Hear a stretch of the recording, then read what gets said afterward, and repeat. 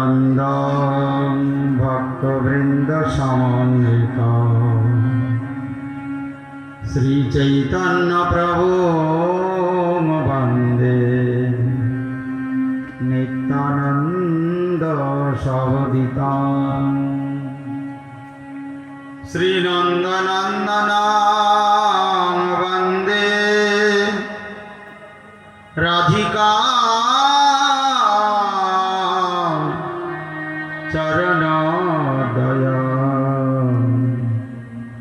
गोपीजन समायुक्तं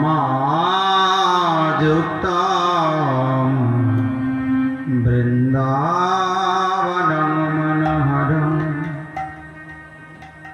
Kujat कोकिलहंस सरसगणा कीर्णे मयूराकुले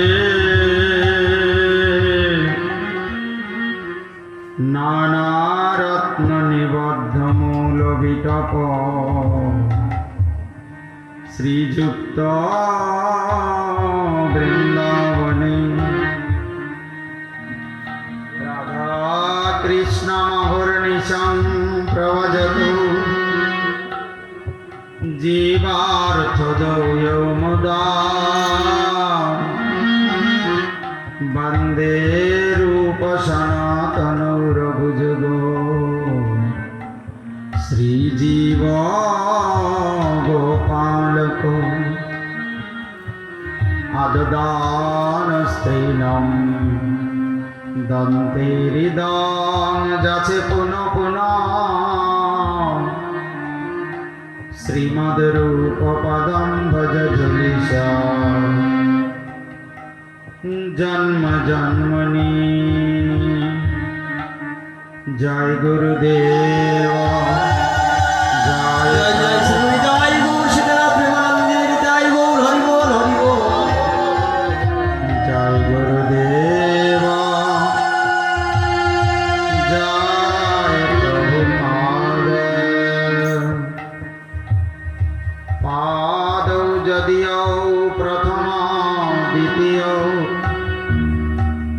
তৃতীয় তুজ পতিত যদু নাভিস্তথা পঞ্চমেব ষষ্ঠম ভুজান্তরম দুর্যুগলম তথা কণ্ঠস্থু রাজন নবম যদিও মুখারবিন্দম দশম প্রফুল্লম একাদশ যস্য ললাটপট্রম শিরোপিতু দদাশেব ভাতি তমাদিদেবং করুণানিধানম তমালবর্ণং শ্বেতাবতারা অপার সংসার সমুদ্র সেতু ভজমহে ভগবত স্বরূপম। হে নারায়ণং নমস্কৃত্য নরং চৈব নরোত্তমং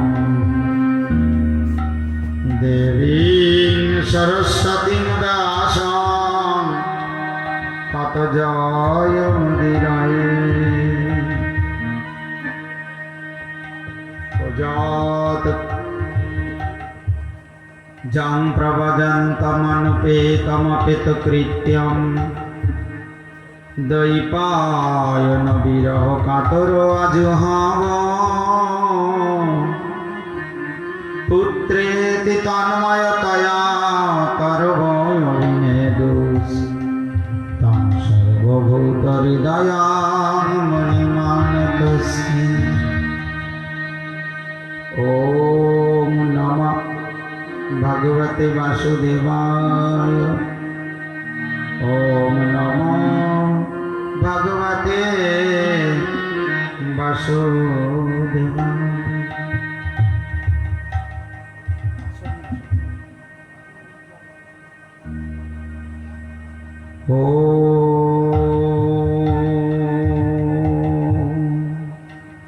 सर्वप्रथमे परमाराध्यतम गुरुपाद पद्म नित्यलीला प्रविष्टं त्रिदंडी स्वामी श्री श्रील भक्ति कुमोद संत गोस्वामी महाराजेर आतुल चरण वंदना करे तारा हईतके कृपा आशीर्वाद तदनंतर जगद्गुरु प्रभुपाद भक्ति सिद्धांत सरस्वती गोस्वामी ठाकुर तथा रूपानो गुरुवर्गगणेर चरण कमल वंदना करे तारा हईतके कृपा आशीर्वाद उपस्थित समस्त भक्तवृंद मातृमंडली सबाइके जानाई यथायोग्य प्रणाम ओ हार्दिक वैष्णव अभिनंदन। आज আমরা সবাই একত্রে মিলিত হয়েছি ভাগবত অধিবেশনে। গতদিন পর্যন্ত আমরা ব্যাসদেব তিনি দেখলেন যে একমাত্র হরিভক্তি জীবের মায়া মুক্তির কারণ, অন্য কোনো উপায়ে জীবের মায়া মুক্তি হবে না। আর ভাগবতে সেই ভক্তিকে তিনি প্রকাশ করলেন। জগজ্জীব যেন ভাগবত ধর্ম শিক্ষা লাভ করে গোবিন্দ সেবায় মনোনিবেশ করে। যে জন্মে মানুষ গোবিন্দ সেবায় মনোনিবেশ করবে সে জন্মে তার জীবন ধন্য হবে।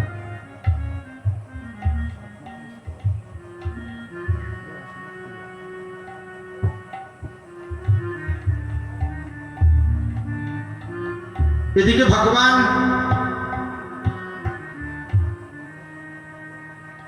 তিনি হস্তিনাপুর থেকে চলে যাবেন দ্বারকায়।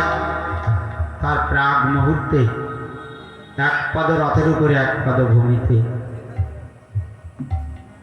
আর অশ্বত্থামা ব্রহ্মাস্ত্র চালিয়েছেন।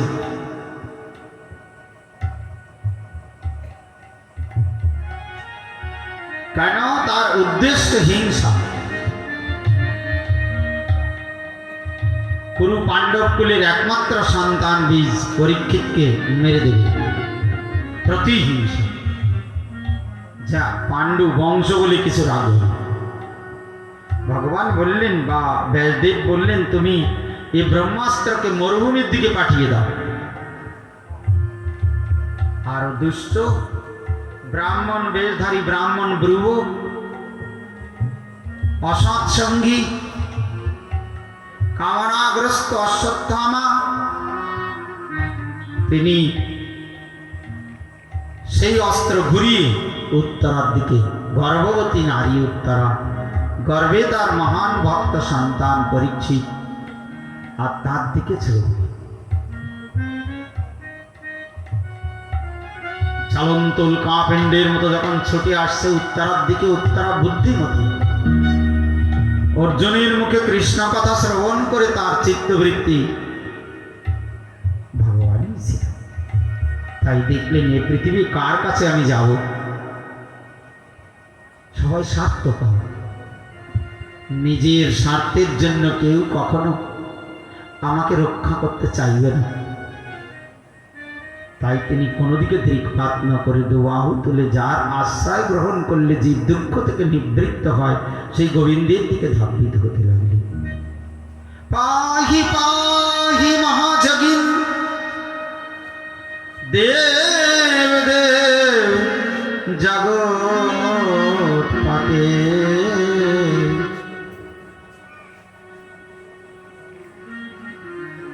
কি বলছে? পাহি পাহি মহাজগিন দেব দেব জগৎপতি, নান্নং তদবয়ং পশ্য যত্র মৃত্যু পরস্পর। এই জগতে এক জীব এক জীবের মৃত্যুর কারণ। আমি কার উপরে ভরসা করি না। তাই হে দেব দেব জগন্নাথ, তুমি আমাকে সম বিপদ থেকে রক্ষা করো, আমাকে পরিত্রাণ করো। জয় গোবিন্দ কি জয়। আমি মরে যাই তাতে কিছু ক্ষতি নেই, আমার মতো নারী মরে গেল কি বাঁচলো তাতে জগতের কি ক্ষতি নেই। কিন্তু আমার গর্ভে একটা ভক্ত সন্তান আছে, আমি জানি তার দ্বারা জগতের বুকে ভাগবত প্রচার করুন। তাই আপনি তাকে রক্ষা করুন। সঙ্গে সঙ্গে কৃষ্ণ মা ভয়ং, আমি এখনো পৃথিবীতে আছি, ভয় পেও না। সুদর্শন চক্রের দ্বারা ব্রহ্মাস্ত্রের তেজ নষ্ট করে দিলে, আর সূক্ষ্মরূপে তার জরাউকে আবৃত করে দিলে, তার গর্ভকে রক্ষা করলে।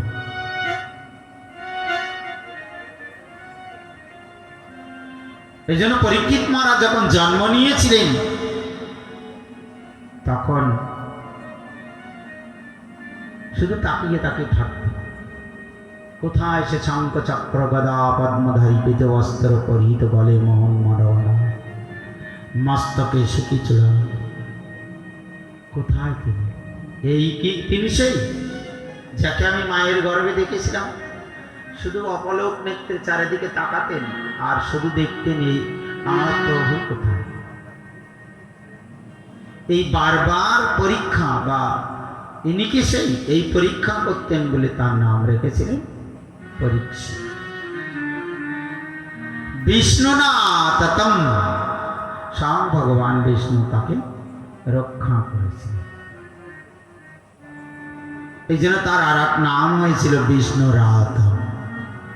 বিষ্ণুরাত ভগবান শ্রীকৃষ্ণ যাকে রক্ষা করেছেন। আর যুধিষ্ঠির মহারাজকে কুষ্টি গণনা করে বলেছে, রামচন্দ্রের মতো প্রজা পালক, ধর্মের রক্ষক, কুশিনার দেশের রাজার মতো এই সহ্য গুণ সম্পন্ন, অর্জুনের মতো ধনুর্ধর, পৃথিবীর মতো সহ্যশীল, ধর্মের প্রতিপালক, সর্বগুণে গুণান্বিত পুত্র হবে। কিন্তু অন্তিমে সে কথা একটু উজ্জ্বল রেখে দিলেন, সর্বদংশনে মৃত্যু হবে। এ বিধির বিধান, তাই না? ললাটে যার যা লেখা থাকে তা বহন করতেই হবে। জয় গোবিন্দ কি জয়। এদিকে অশ্বত্থামা এমন অন্যায়কারী দ্রৌপদীর 5টা পুত্রকে ঘুমন্ত অবস্থায় মেরে দিয়েছিলেন কুরুক্ষেত্রের যুদ্ধান্তে। ধর্মযুদ্ধের নিয়ম হচ্ছে অস্ত্রহীন ব্যক্তির সঙ্গে যুদ্ধ করা যাবে না। আর বিশেষ করে যারা ঘুমিয়ে আছে সেই অবস্থায় যে মারা, এটা ধর্মযুদ্ধের নিয়ম। তার জন্য পঞ্চ পাণ্ডব যখন তাড়া করলেন, সে সময় তিনি ব্রহ্মাস্ত্র ছেড়েছেন। শেষ পর্যন্ত সব নিষ্ক্রিয় হয়ে গেলে অশ্বত্থামাকে বেঁধে এনেছিলেন দ্রৌপদীর কাছে। আর দ্রৌপদী তখন বলছেন, তাকে এরকম বৃষের মতো বা বলিবর্ধকের মতো বেঁধে এনেছো কেন? তাকে বন্ধন মুক্ত করে দাও। যে গুরুদেবের কাছ থেকে অস্ত্রবিদ্যা শিক্ষা করে তোমরা আজ মহাবীর। আর আত্মা বই জায়তে পুত্র, আত্মা বই জায়তে পুত্র মানে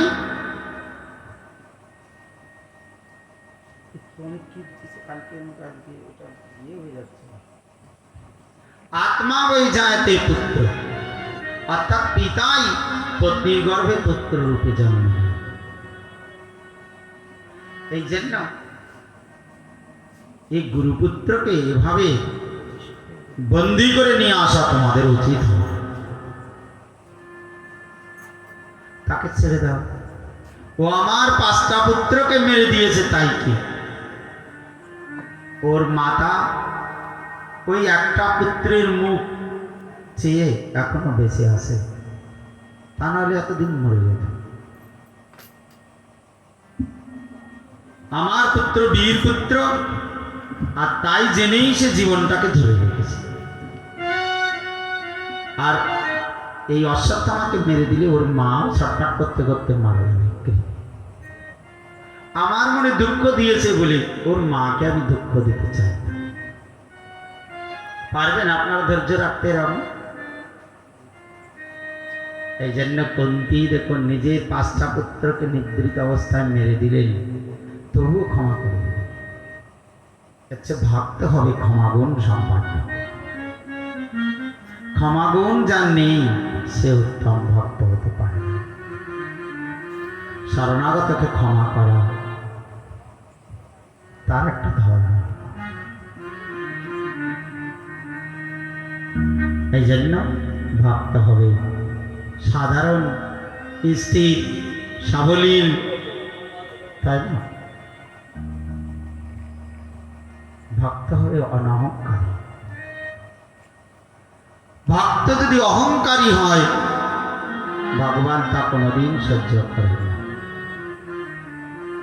কৃষ্ণ বলছে আততাই মেরে দাও, মারাই উচিত।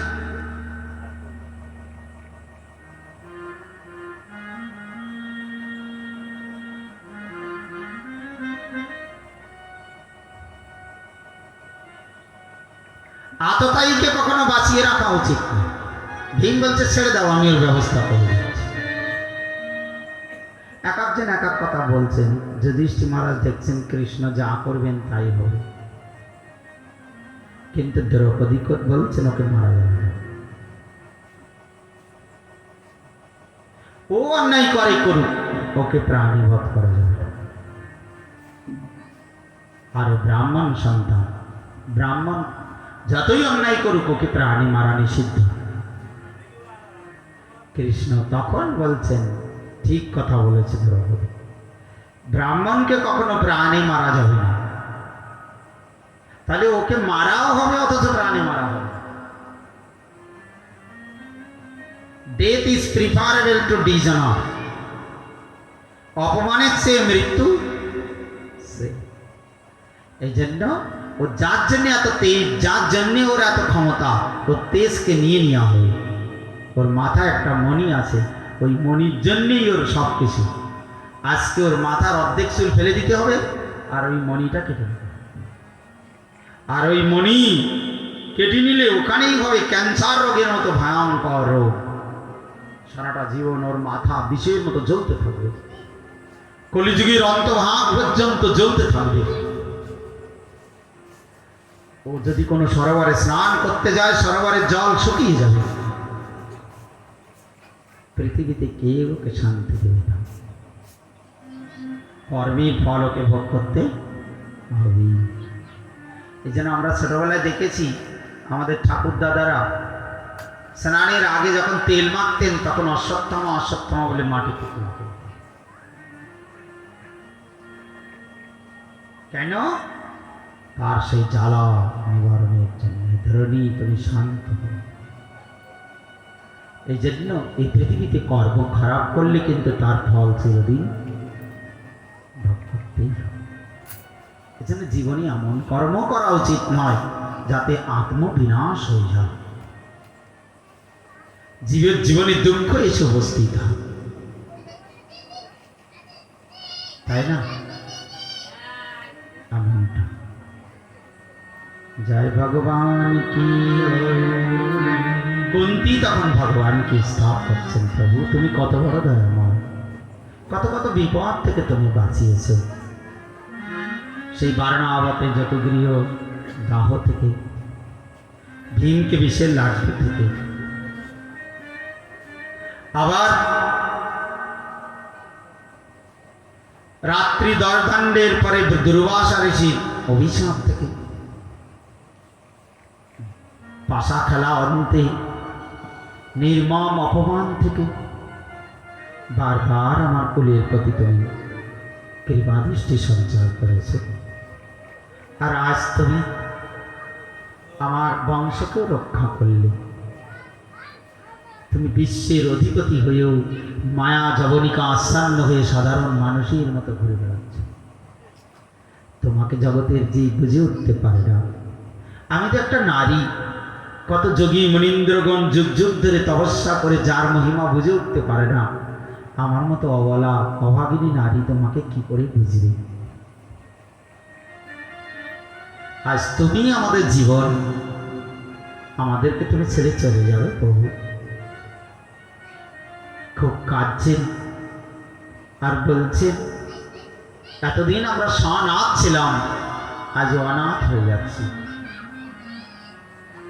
যখন কেউ বিপদ ছিল তখন তুমি বারবার আমাদের কাছে ছিলে। বিপদ সন্ত শস্য তত্র তত্র জগৎ করু ভবত দর্শনং চ স্যাদ অপুনর্ভব দর্শন।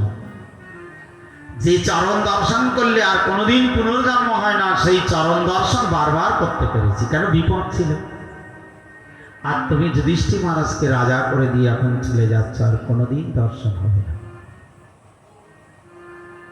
তোমার বিচিত্র লীলা চিন্তা করে আমার চিত্ত আজও বিগলিত হয়ে যায়। জগৎ তোমার মায়ায় বদ্ধ, আর তুমি কিনা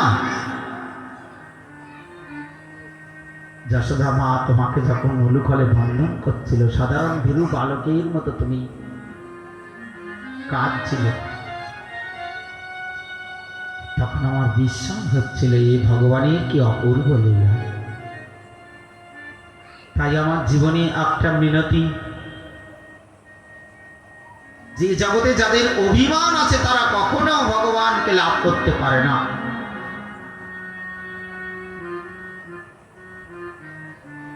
জন্মৈশ্বর্য শ্রুতশ্রী ধমান মদপুমান নৈর্বারবত্যা বিধাতুং বৈ ত্বাম অকিঞ্চন গোচরম। জীবের কি কি বিষয়ে অভিমান হয়? জন্মগত অভিমান, জানো আমি কার ছেলে, আমি কার মেয়ে। ব্রাহ্মণ কুল জাত, ধনী ঘরে জন্ম নিয়েছি। কোন বংশে আমার জন্ম জানো? কুলজাত অভিমান। ঐশ্বর্য, যার টাকা পয়সা আছে, মানুষ বলে কাউকে জ্ঞান করে না। তার দৌলত হয়েছে। তাই ভক্ত বৈষ্ণবকে যে সম্মান দিতে হয় সেও দেয়।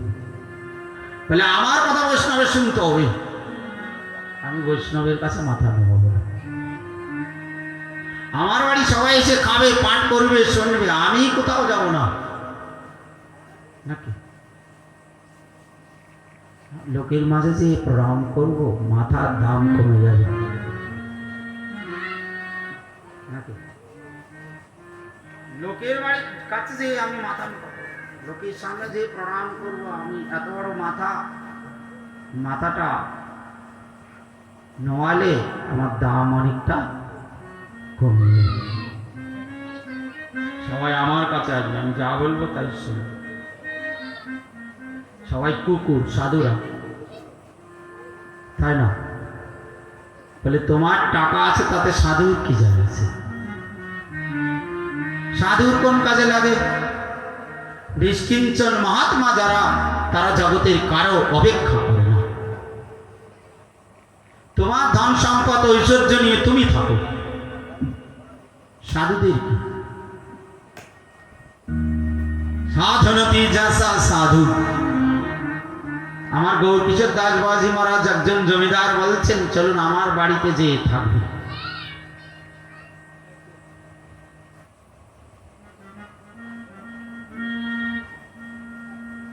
তখন বলছেন, আমি আপনার জমিদারির অধীনে যাব না, তুমি আমার কাছে এসো। আমি যখন তোমার বাড়িতে যাব, তোমার ধন সম্পদ ইত্যাদি দেখে আমার লোভ হয়। এখন তুমি প্রণাম করছো, তখন তুমি শত্রু বলে ভাববে। তাই তুমি ও বিষয় ছেড়ে আমার কাছে আসো, তোমার থাকা খাওয়া যা কিছু দরকার আমি দিয়ে দেব। আর বিষয় মুক্ত পরিবেশে দুজনে দেবো আহুতলে হাবো। হরি বল, হরি বল, হরি বল। আমি বিষয়ের অধীন হব না, বিষয় ছেড়ে তুমি ভক্তের অধীন হও। তার জন্যই রাজা লক্ষণ সেনের কাছে জয়দেব গোস্বামী মাথা নন। হরিদাস স্বামী সম্রাট আকবরের রাজসভায় গান করতে যান। চৈতন্য মহাপ্রভু প্রতাপরুদ্রের সঙ্গে কখনো রাজদরবারে যেয়ে দেখা করে। রাজা, তুমি তোমার রাজ অভিমান ছেড়ে ভক্তির চরণে শরণাগত হও। আমি রাজা বলে তোমার গৃহে যে তোমার পা চেটে বেড়াবো না। সন্ন্যাসী রাজার সাথে কি কাম? যে সর্বত্যাগী তার বিষয়ী লোকের সাথে কি কাম? আর চৈতন্য মহাপ্রভু বলেছেন, বিষয়ীর অন্ন খাইলে মলিন হয় মন, মলিন মনে নাহি কৃষ্ণের স্মরণ। বিষয় কাকে বলে? যারা গোবিন্দকে ভালো না বেশি বিষয়কে ভালোবাসে, তাদেরকে বলে বিষয়ী, তাই না? রঘুনাথ দাস গোস্বামী এত বড় গোস্বামী, তার পিতা হিরণ্য গোবর্ধন এত বড় জমিদার, কিন্তু যখন উনি বিষয় ত্যাগ করে মহাপ্রভুর কাছে গিয়েছিলেন, প্রতি মাসে মাসে 400 করে টাকা পাঠাতেন। তখনকার দিনে 400 মানে এখন কি 50-60 হাজার টাকা সমান। ছেলেটা চলে গেছে, জমিদারি 12 লক্ষ টাকা তখনকার দিনে তার আয়। 400 করে টাকা তার জন্য পাঠাতো। আর রঘুনাথ দাস গোস্বামী পাদ মহাপ্রভুকে নিমন্ত্রণ করতেন, আমার বাড়িতে, আমার এখানে এসে আজকে মহাপ্রভু প্রসাদ করে। আর মহাপ্রভু যেতেন মুখটা নিচে করে, দুটো প্রসাদ পেয়ে মুখটা নিচে করে চলে আসতেন, কিছু বলতেন না। কিছুদিন পরে রঘুনাথ দাস গোস্বামী পাদ মহাপ্রভুকে নিমন্ত্রণ করা বন্ধ করে দিলেন। আর নিমন্ত্রণ করেন না। তখন স্বরূপ দামোদরকে জিজ্ঞাসা করছে, স্বরূপ তোমার রঘুনাথ আমাকে আর নিমন্ত্রণ করে না কেন? তখন স্বরূপ দামোদর জিজ্ঞাসা করছে, তুমি যে মহাপ্রভুকে নিমন্ত্রণ করে প্রসাদ দিতে, কিন্তু আর দাও না কেন?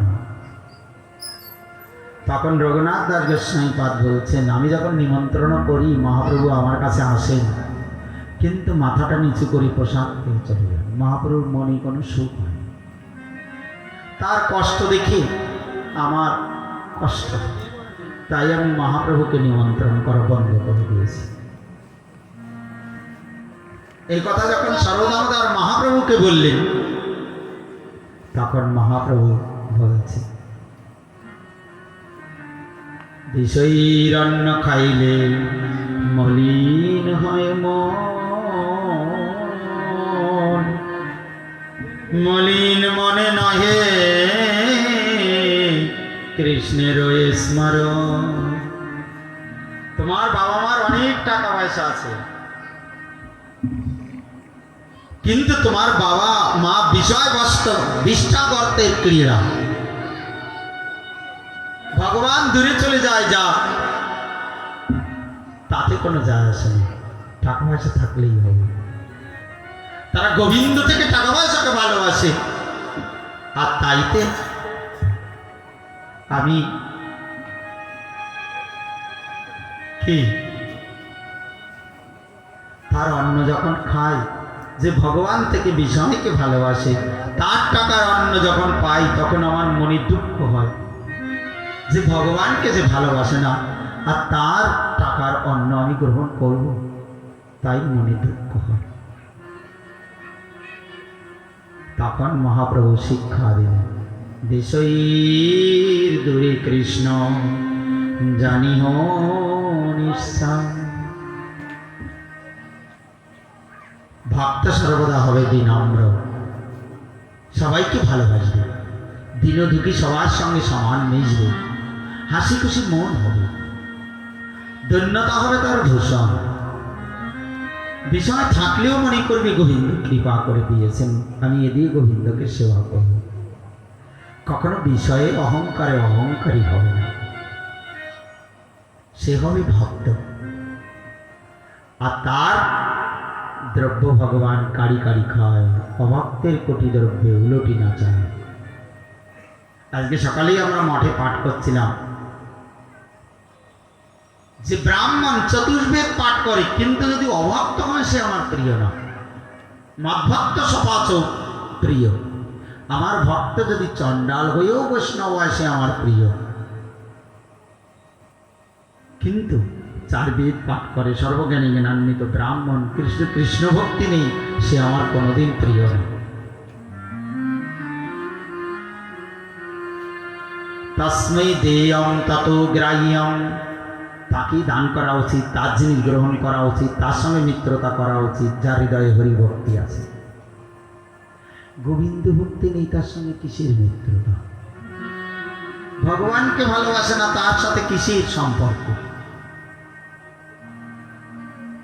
এই জন্য দদাতি প্রতিগৃহ্ণাতি গুহ্যমাখ্যাতি পৃচ্ছতি ভুক্তে ভজতে চৈব ষড্বিধম প্রীতি লক্ষণ।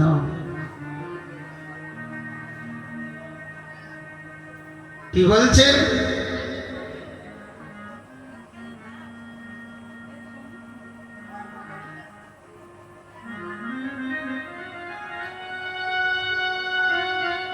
ভক্তকে প্রীতিপূর্বক দান করা, ভক্তদত্ত বস্তু প্রীতিপূর্বক গ্রহণ করা,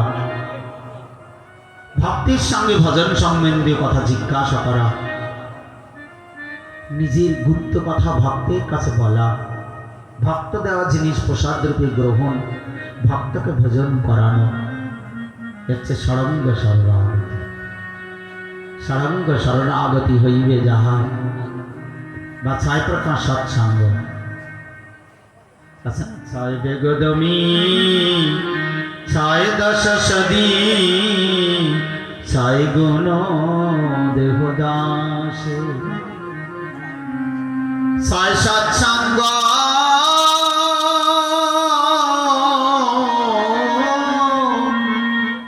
হে প্রাণ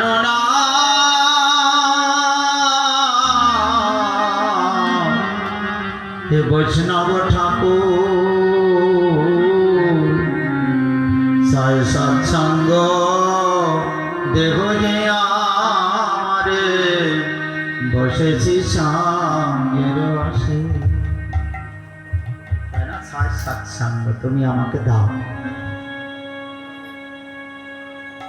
যারা ভজন করে সে দরিদ্র হোক সেই আপন, গোপ চণ্ডাল সে বনবাসী, তবু রামচন্দ্র অযোধ্যা নগরী ছেড়ে যাওয়ার সঙ্গে তার বাড়িতে যে তার অনুমতি নিয়ে গিয়েছিল। আবার যখন অযোধ্যা নগরীতে ফিরেছিলেন তার বাড়িতে নেমে তাকে দেখা করে তবে অযোধ্যা নগরীতে। সে তো একটা দরিদ্র বনবাসী চণ্ডাল, তবু রামচন্দ্রকে কেন রামচন্দ্র যাওয়া আসার পথে তার বাড়িতে গেলেন? দেখলেন সে পরম ভক্ত যার নাম ছিল গুহক চণ্ডাল। গৌর লীলাতে দেখতে হয়েছিলেন বাসুদেব। কি বুঝলে? তাহলে চণ্ডাল চণ্ডাল নহে যদি কৃষ্ণ বলে, বিপ্র বিপ্র নয় যদি অসৎ পথে চলে, যেই ভজে সেই বড় অভক্তহীন চায়, কৃষ্ণ ভজনে নাহি জাতি কুলাদি বিচার। এই জন্য জন্মগত অভিমান, ধনগত অভিমান এ থাকলে ভগবানকে পাওয়া যায় না। অকিঞ্চন গোচরম, যার হৃদয় অকিঞ্চন, কামনা শূন্য ভগবান তার। শ্রুত যার পাণ্ডিত্য আছে তার মনে অভিমান। শ্রী দেখতে সুন্দরী সুন্দর, তাতে তার অভিমান।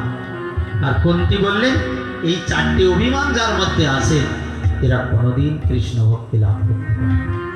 তাই তুমি আমার অন্তরের অহংকার নষ্ট করে দাও। এ প্রভু, আমার জীবনে দুটো অনর্থ আছে, আমি এই ছেলেগুলোকে মনে করি আমার, আর আমার ভাই বসুদেবাদিকে মনে করি আমার ভাই। এদের প্রতি আমার খুব মমতা। আমার জীবনের অন্তিম কালে তুমি আমার অন্তরের মমতাকে নষ্ট করে দাও। আমার হৃদয়ে কোনো মমতা থাকবে না। আমি জানবো গোবিন্দ আমার, তো আমি গোবিন্দ। আর তো বাহু তুলে হা গোবিন্দ বলতে বলতে আমি তোমার কাছে কুন্তী বহুত কেঁদে কেঁদে ভগবানের কাছে মিনতি করলেন। ভগবান হাস্য মুখে তাকে বিদায় দিয়েছে দ্বারকা। তাই না? তার আগে তিনি পিতামহ ভীষ্মের কাছে গিয়েছিলেন পাঞ্চ পাণ্ডবকে নিয়ে।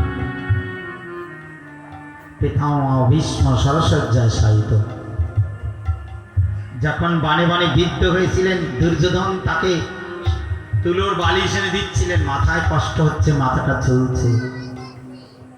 তখন বললেন আজ জীবনের অন্তিম লগ্নে দুষ্টির সঙ্গ করে করে জীবনটাকে নষ্ট করেছি, আজ মৃত্যুর সময় দুষ্টির জিনিস গ্রহণ করব, যার জন্য কুরুক্ষেত্রের রণাঙ্গনে আজ আমাকে শায়িত হতে হয়েছে। যার সঙ্গে পড়ে আমি অন্যায়কে সমর্থন করেছি, আজ মৃত্যুর সময় আমি সেই অসৎ ব্যক্তির কোনো জিনিস গ্রহণ করে মরব না। অর্জুনকে বলাও। অর্জুন বাণ মেরে এমন করে দিলেন, মাথাটাকে উঁচু করে দিলেন। খুব জল পিপাসা হচ্ছে, সোনার বৃঙ্গারে করে জল এনেছে দুর্যোধন। তখন বলছেন যার মৃত্যু আসন্ন তার সোনার পাত্র বা মাটির পাত্র কি দাম আছে?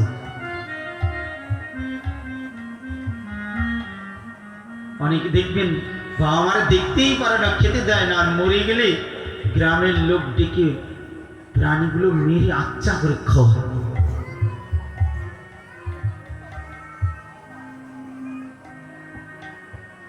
ও কি দাম আছে? কোনো দাম আছে? বাবা মা জীবিত থাকতে তারা দেখতে পারলো না, খেতে দিল না, সাইড করে রেখে দিল। আর মরে গেলে গ্রামের লোক ডেকে খাওয়াচ্ছে আবল তাবল। লোকে যাতে বলে বিশাল কিছু খাইয়েছে, এই নরকের কীট।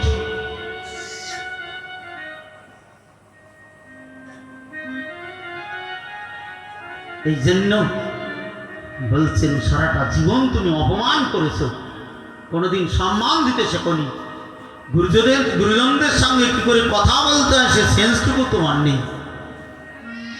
আর এখন আমার জীবনে চলে যাওয়ার সময় সোনার ভেঙ্গারে করে জল দেবে।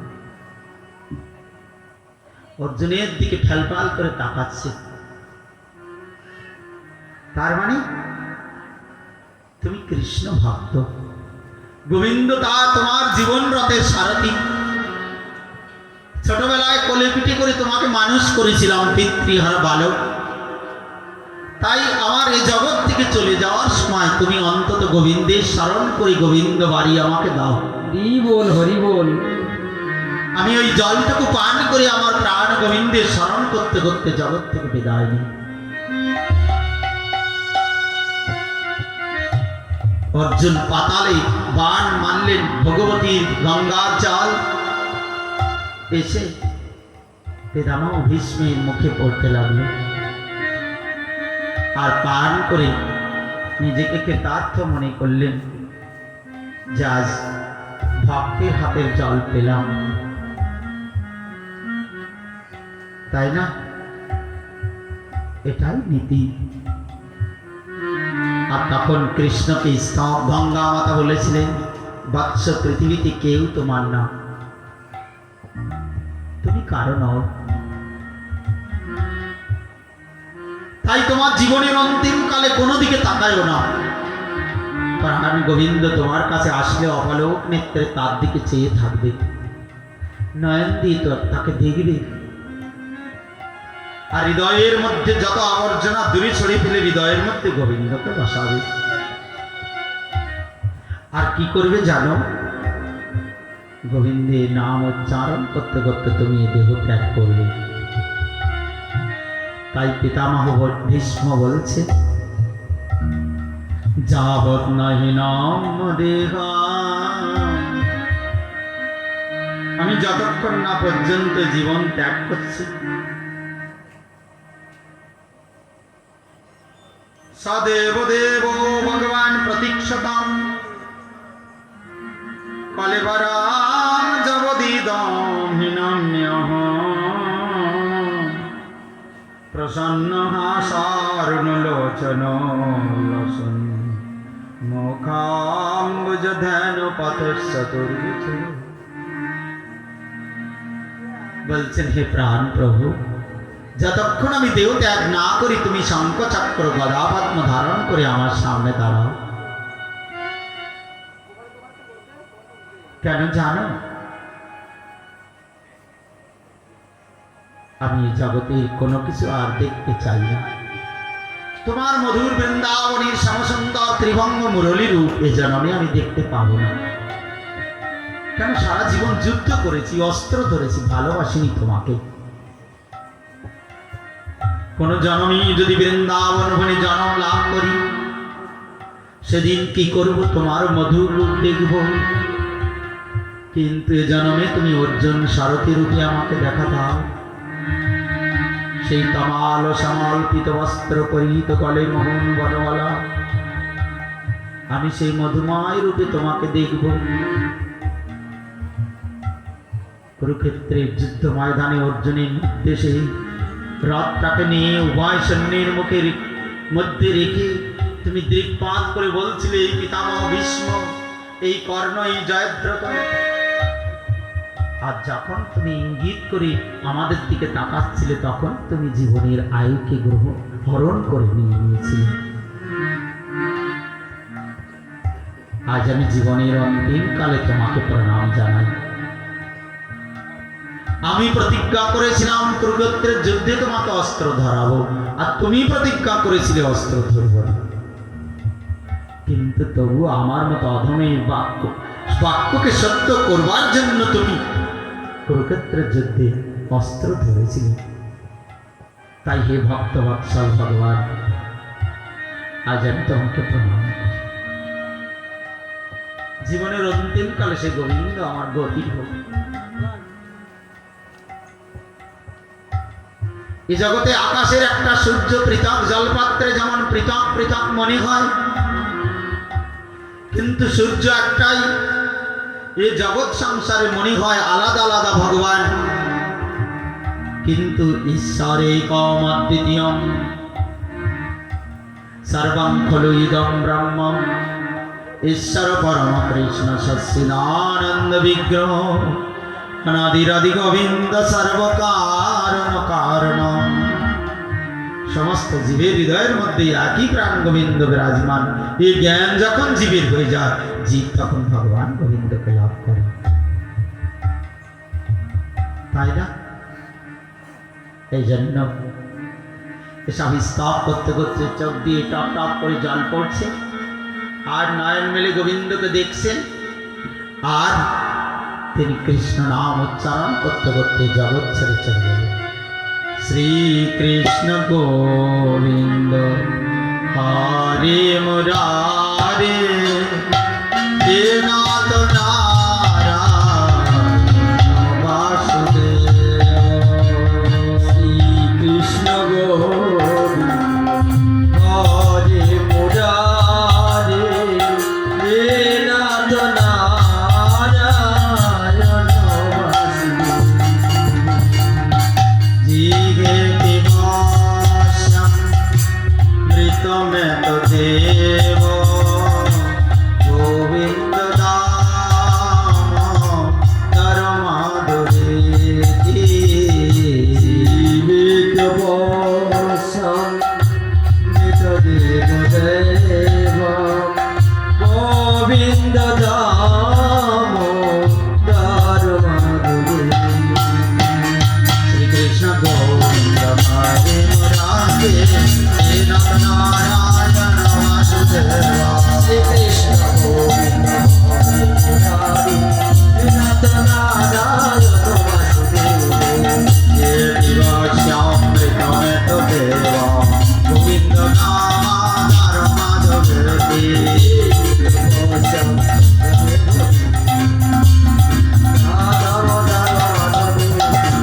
गोविन्द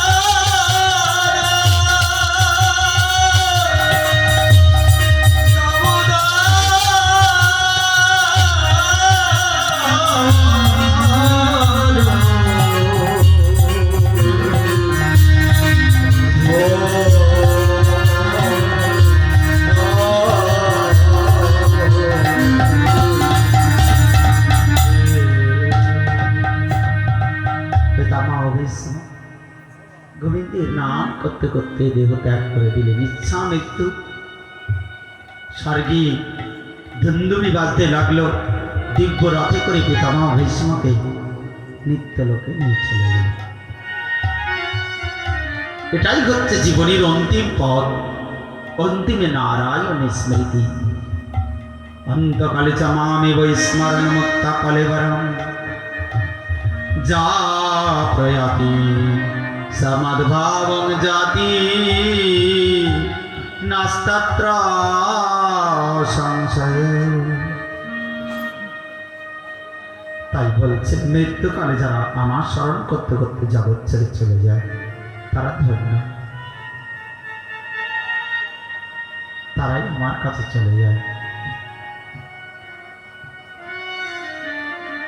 ভগবান শ্রীকৃষ্ণ যখন দ্বারকায় ফিরে চলে যাচ্ছেন, যুধিষ্ঠির মহারাজকে হস্তিনাপুরে চক্রবর্তী রাজা করে দিয়ে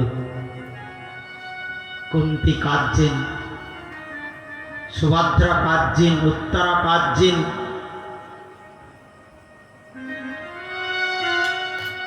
অর্জুন এসে বলছেন, কৃষ্ণ তুমি যদি আমার সারথি না হতে একদিনেই মেরে দিত আমাকে।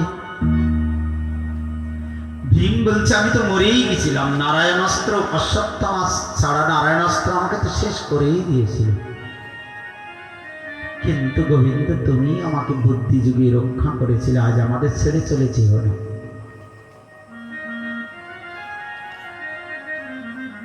পুরো নারীগণ সবাই কাঁদছে।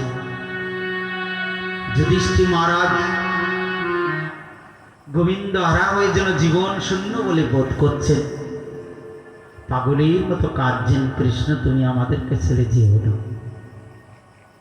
অট্টালিকার পরে সমস্ত মায়েরা তারা পুষ্প বর্ষণ করছেন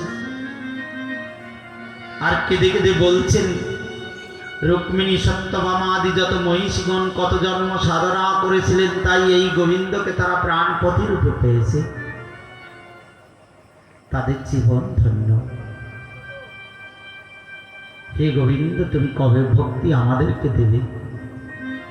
ভগবান তাদের প্রতি শুভদৃষ্টি করে সবাইকে সান্ত্বনা দিয়ে দ্বারকা নগরীর দিকে রওনা হয়ে দ্বারকা চলে গেল। এদিকে পরীক্ষিত মহারাজের জন্ম হল, কুরুক্ষেত্রের যুদ্ধ সমাপ্তি হলে বিদুর তীর্থভ্রমণ থেকে বেরিয়ে আসলে যুধিষ্ঠির মহারাজ পাগলের মতো কেঁদে কেঁদে যে চরন্তরে পড়ি বললেন, ভগবদ্বিদা ভাগবতা তীর্থিভূতা স্বয়ং প্রভু তীর্থি কুর্বন্তি তীর্থানি শান্তস্থেন গদাধৃতা। আপনার মতো বৈষ্ণব গণী তীর্থ স্বরূপ।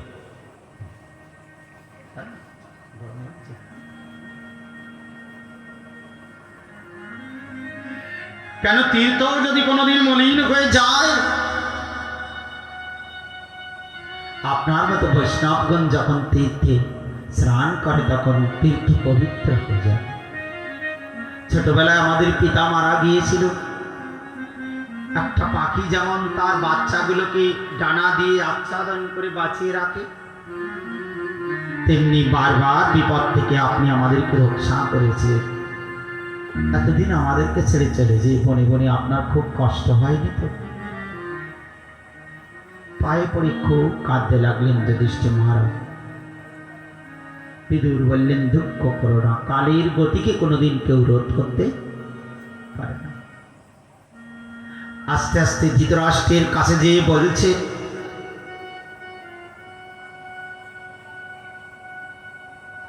দেখলেন যে লোকটার কি দুর্বুদ্ধি, এ কর্মফলে জন্ম অন্ধ। পূর্বজন্মে বনে মৃগয়া করতে যে একটা কপতির বাচ্চাগুলোকে জ্বলন্ত শলাকা দিয়ে চোখ অন্ধ করে আগুনে ঝলসে খেয়েছিল, তার জন্যে কবুতরি অভিশাপ দিয়েছিল, তুমি আমার সন্তানগুলোকে যেভাবে জ্বলন্ত শলাকা দিয়ে চোখ অন্ধ করে আগুনে ঝলসে খেলে, পরজন্মে হবে জন্মান্ধ, আর 100 পুত্র থাকতে তোমার বংশে বাতি দিতে কেউ থাকবে না। কর্মদোষে অন্ধ,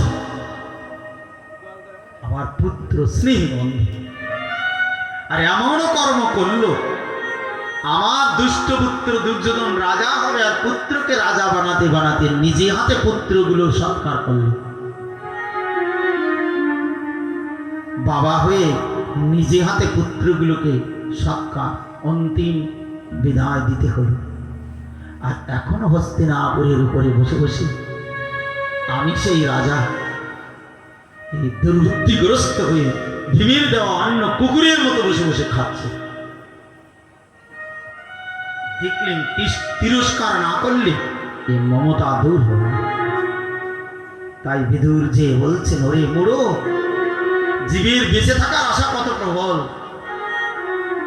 নিজে হাতে পুত্রগুলোকে শ্মশান ঘাটে দাহ করে মৃতপুত্রের চিতার উপরে বসে বসে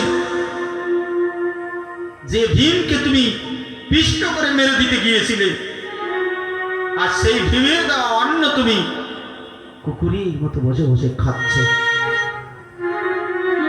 হস্তিনাপুরকে তোমার পাপেই শ্মশান ঘাটে পরিণত হয়ে গেছে। যে হস্তিনাপুর ছিল হাসি খুশির দেশ, যেখানে নিরন্তর ধর্মের আচরণ হতো, আর তোমার মতো অসৎ পুত্র স্নেহবান রাজার জন্য আসছে হস্তিনাপুর হয়ে গেছে শ্মশান। ওরে মোড়ো, এখনো বেঁচে থাকার আশা প্রবল কি? এতকাল ধরে খেয়ে খাওয়ার আশা এখনো যায়নি? পুত্রগুলোকে অসৎ অগ্নিতে দাহ করে দিয়েও কি বেঁচে থাকতে ইচ্ছা? ওরে মুড়ু, দেখতে পাচ্ছ না হস্তিনাপুরের উপরে কাল চক্র ঘুরছে? দুদিন পরে তুমি মরে যাবে। এখনো নিজের উদ্ধারের জন্য কোনো ব্যবস্থা করবে না?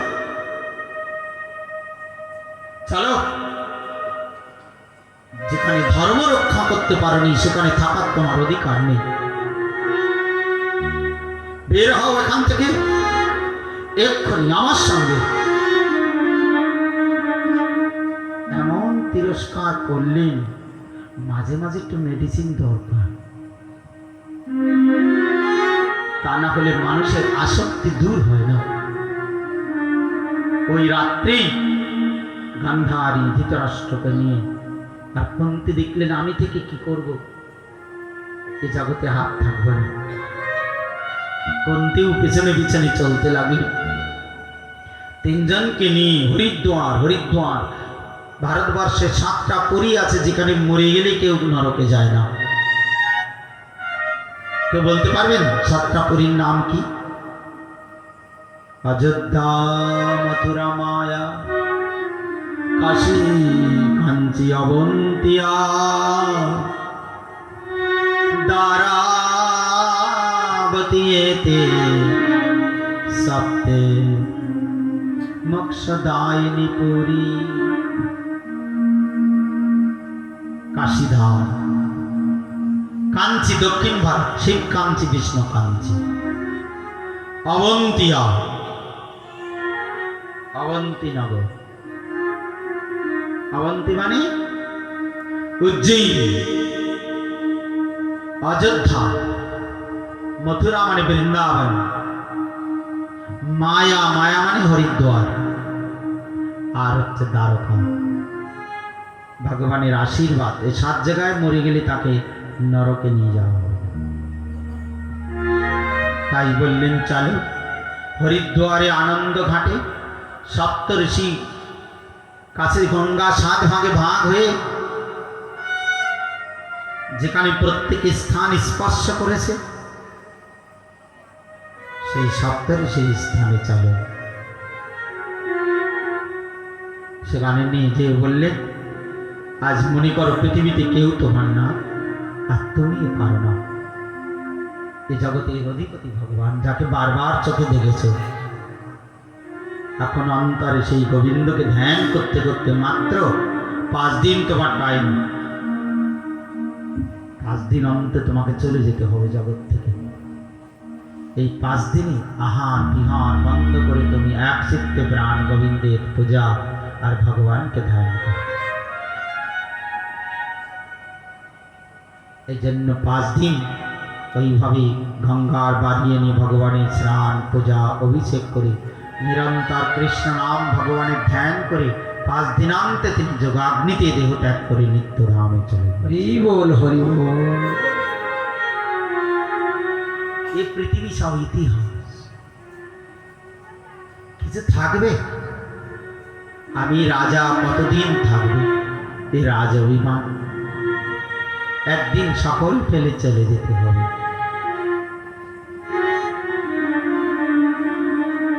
তাই না? মনুয়া রাধে কৃষ্ণ বল, মনুয়া রাধে কৃষ্ণ বল, মনুয়া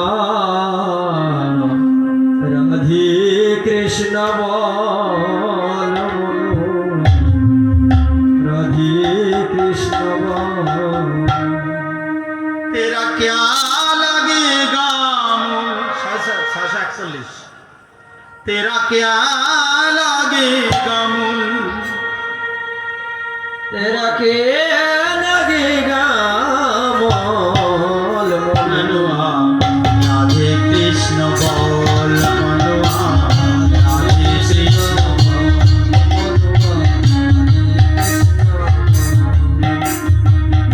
माता कहे पुत्र हमारा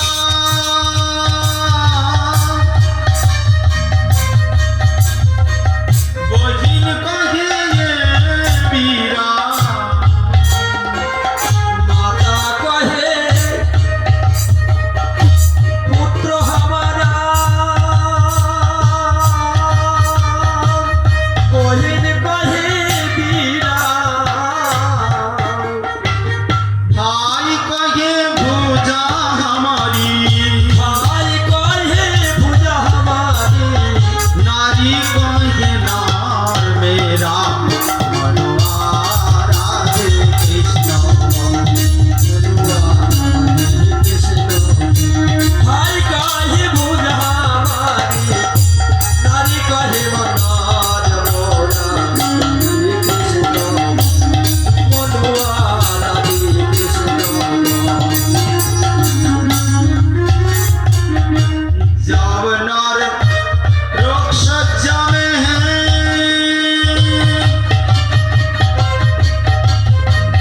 तब सब रोने लगी जब नर रक्षक जावे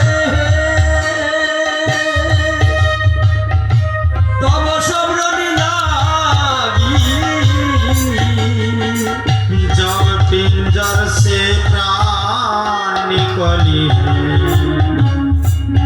तब ले चल गई लगी उस जब पिंजर से प्राण निकले हाय जब पिंजर से प्राण निकले हाय, तब ले चल हाय लगी वो राधे कृष्ण राधे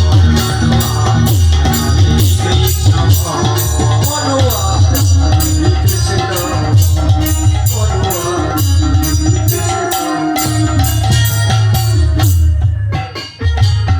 पेट पकड़ कर माता रुई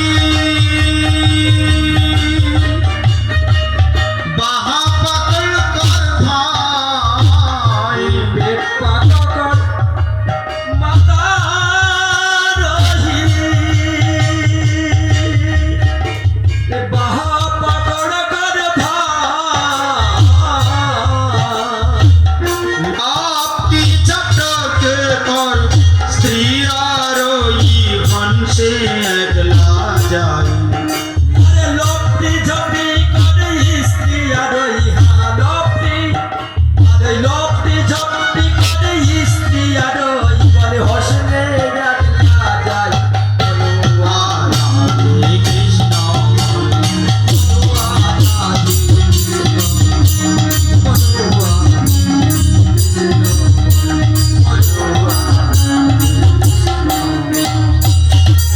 जय गोविंद की जय আমার এই পৃথিবীতে কেউ কারো নয় একলাই জগৎ থেকে বিদায় নিয়ে যেতে হয় তাই এই পৃথিবীতে কারো জন্য অধর্ম পথে নেমে যাওয়া জ্ঞানী ব্যক্তির কার্য নয় এই পৃথিবীতে যার কর্মফল তাকে নিয়ে জগৎ থেকে চলে যেতে হয়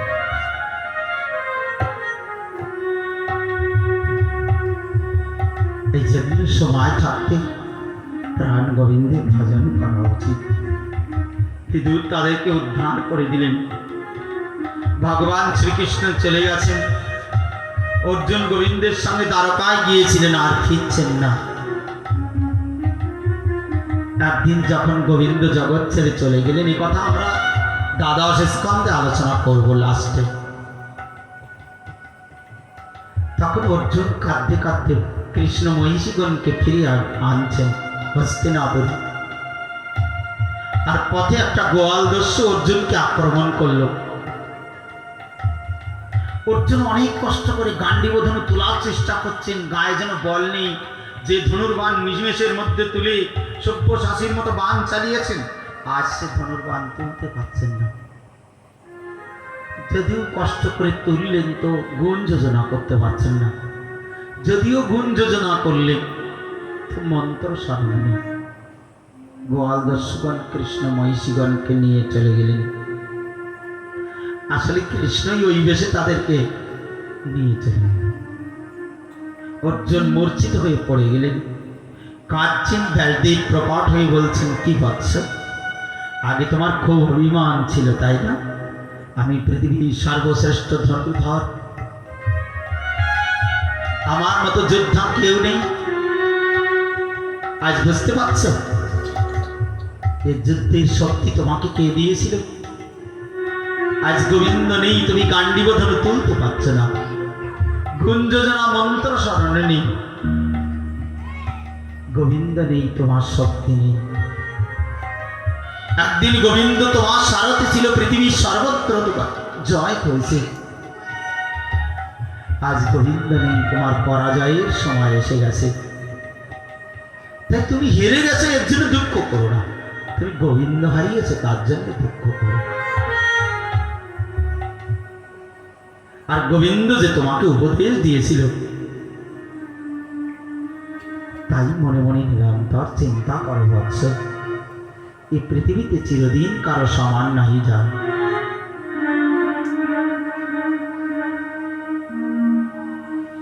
এক যে ছিল রাজা ধীরাজ, সেও তো ভিক্ষা চায়, চিরদিন কারো সমান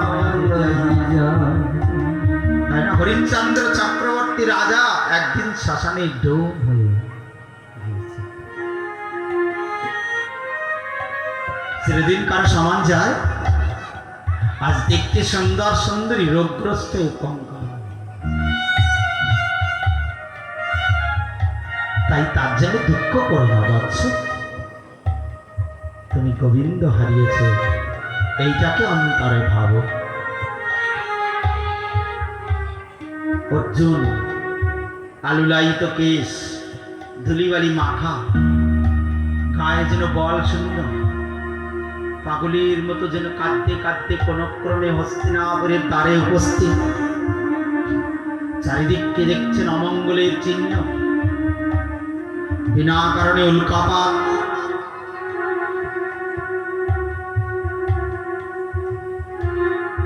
কোথাও মঙ্গল প্রদর্শন কিছু নেই।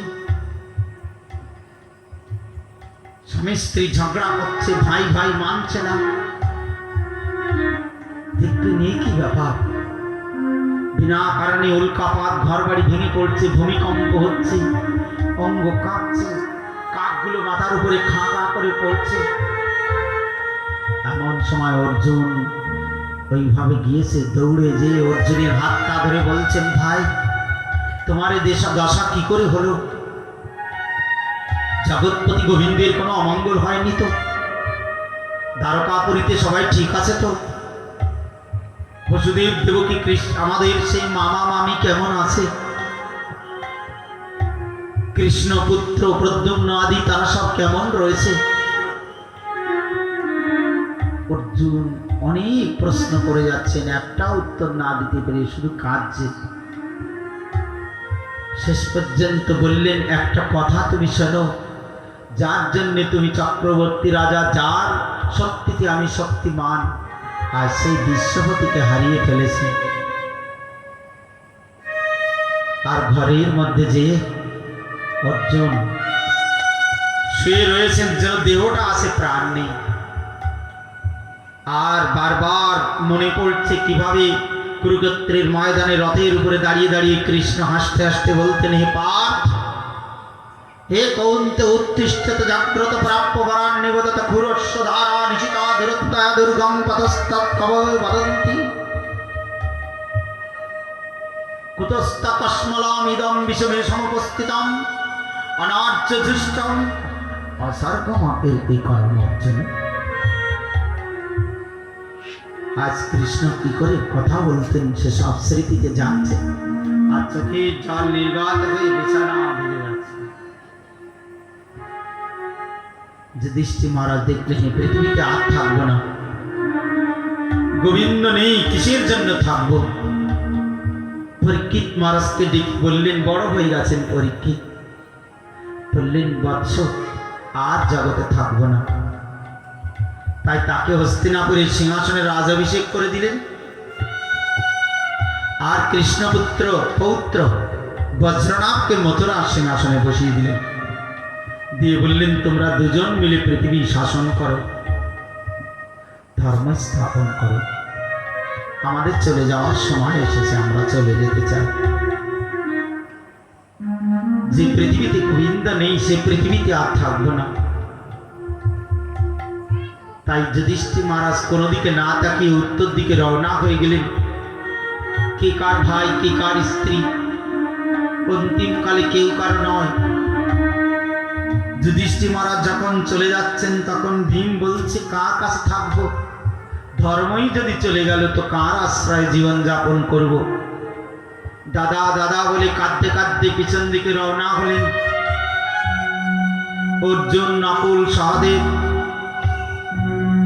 তথৈব চা। আর দ্রৌপদী কাঁদতে কাঁদতে বলছেন যাদেরকে আমি প্রতিরূপে বরণ করেছিলাম আমার দিকে না তাকিয়ে আমাকে না ডেকে যে যার মতো চলে যাচ্ছে, আমি কি করব? তাই তাদের পিছনে পিছনে দ্রৌপদী রওনা হয়েছে। আর তারা চলছেন মেঘনাথ পর্বত পার হয়ে কেদার পর্বত, কেদার পর্বত মানে কেদারনাথ, ওখান থেকে মেঘ পর্বত, মেঘ পর্বত থেকে ভদ্রকালী পর্বত, সেখান থেকে গেলেন হরি পর্বত। হরি পর্বতে যে দ্রৌপদী পা পিছলে পড়ে গেলেন। ভীম বলছে দাদা দ্রৌপদী পড়ে গেছে বলে পিছনে তাকায়, এখন কেউ কারো পত্নী নাই, পিছনে তাকালে তুমি পড়ে যাবে। দেখলেন দ্রৌপদী পড়ে গেল, তার কারণ আমরা পঞ্চপাণ্ডব তার স্বামী হলেও অর্জুনের প্রতি তার মায়া। চলতে চলতে বদরিকা আশ্রমে বদ্রীনারায়ণ, সেখানে সহদেব পড়ে গেলেন। ভীম বলছে দাদা সহদেব পড়ে গেছে, বলছেন সামনে চলো। দেখলেন সহদেব পড়ে যাওয়ার কারণ সে জানতে পাশাখালা আর এসবের পরিণাম হবে বিনাশ, জেনেও তা সর্বজ্ঞ হয়ে বলেনি, তাই এ দেহে সে যেতে পারবে না। কিছু দূর চলতে চলতে চন্দ্রকালী পর্বতে নকুল পড়ে গেল। দেখলেন এর পড়ে যাওয়ার কারণ এর সৌন্দর্যের অভিমান, আমি দেখতে সুন্দর, এই অভিমানের জন্য এই দেহে ভগবানের কাছে যেতে পারল না। আর কিছু দূর চলতে চলতে নন্দীঘোষ পর্বতে অর্জুন পড়ে গেল। যুধিষ্ঠির মহারাজ দেখলেন অর্জুনের মৃত্যুর কারণ হচ্ছে দ্রৌপদীর প্রতি আসক্তি, আর আমি সর্বশ্রেষ্ঠ ধনুধর বলে অহংকার। আর কিছু দূর চলতে চলতে সোমেশ্বর পর্বতে ভীম পড়ে গেল। যুধিষ্ঠির মহারাজ দেখছেন ভীমের পড়ে যাওয়ার কারণ খাওয়ার প্রতি আসক্তি, আর আমি গদাধারী বাহু বলে সব জয় করব এই অহংকার।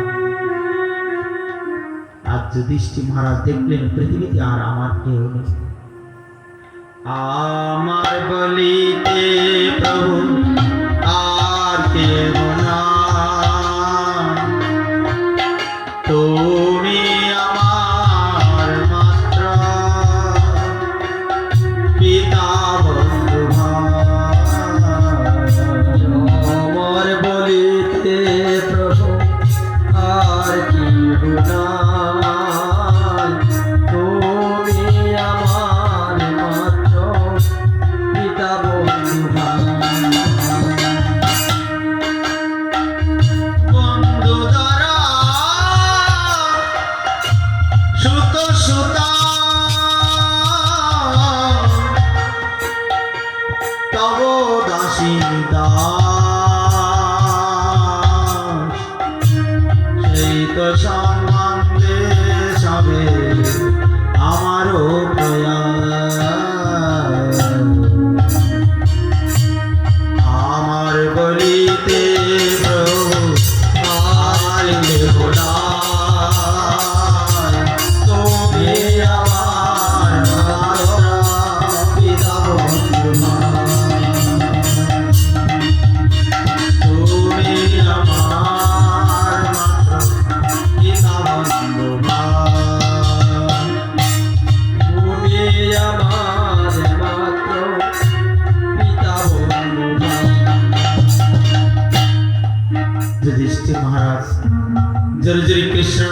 করতে করতে একে একে সকল পর্বত পার হয়ে তখন তিনি উত্তরণ করেছেন সুমেরু পর্বতে। আর সেই সময় দেখছেন যুধিষ্ঠির মহারাজ না মরে এই দেহে চলে যাবে বৈকুণ্ঠে, তাকে চেক করা হবে সর্বজীবে তার ব্রহ্ম দর্শন আছে কিনা। তখন দেবরাজ ইন্দ্র ধরলেন এক ব্রাহ্মণের বেশ, আর যমরাজ ধরেছেন একটা কুকুরের বেশ। আর কুকুরটাকে ওই ব্রাহ্মণ মারছে, কুকুরটা করে কাঁদছে। যুধিষ্ঠির মহারাজ দেখছেন সর্বত্র সবার মধ্যে ভগবান। দৌড়ে যে ব্রাহ্মণের পায়ে পড়ে বলছে, ব্রাহ্মণ দেবতা, কুকুর একটা অবলা প্রাণী কেন মারছে? তো কেউ নেই, ও যদি কোনো অন্যায় করে থাকে কোনো জন্মে, আমার দেহে যত পুণ্য আছে আমি সব কুকুরটাকে দিয়ে দিলাম, আপনি ওকে ছেড়ে দিন। ওর মধ্যে আমার প্রাণ গোবিন্দ বিরাজমান, ওকে মারছেন, আমার খুব কষ্ট হচ্ছে, ওকে মারবেন না, আমাকে মারুন, ওকে মারবেন না। হচ্ছে জীবে দয়া। আমার ভক্তনাথ ঠাকুর গেয়েছেন, কবে জীবে দয়া হইবে উদয়,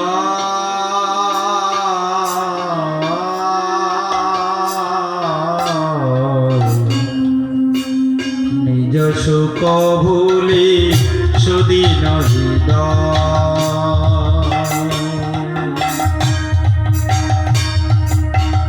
সকলে মানদ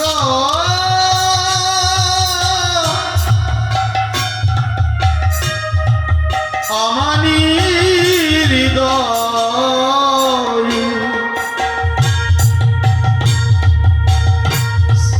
শ্রী আজ্ঞা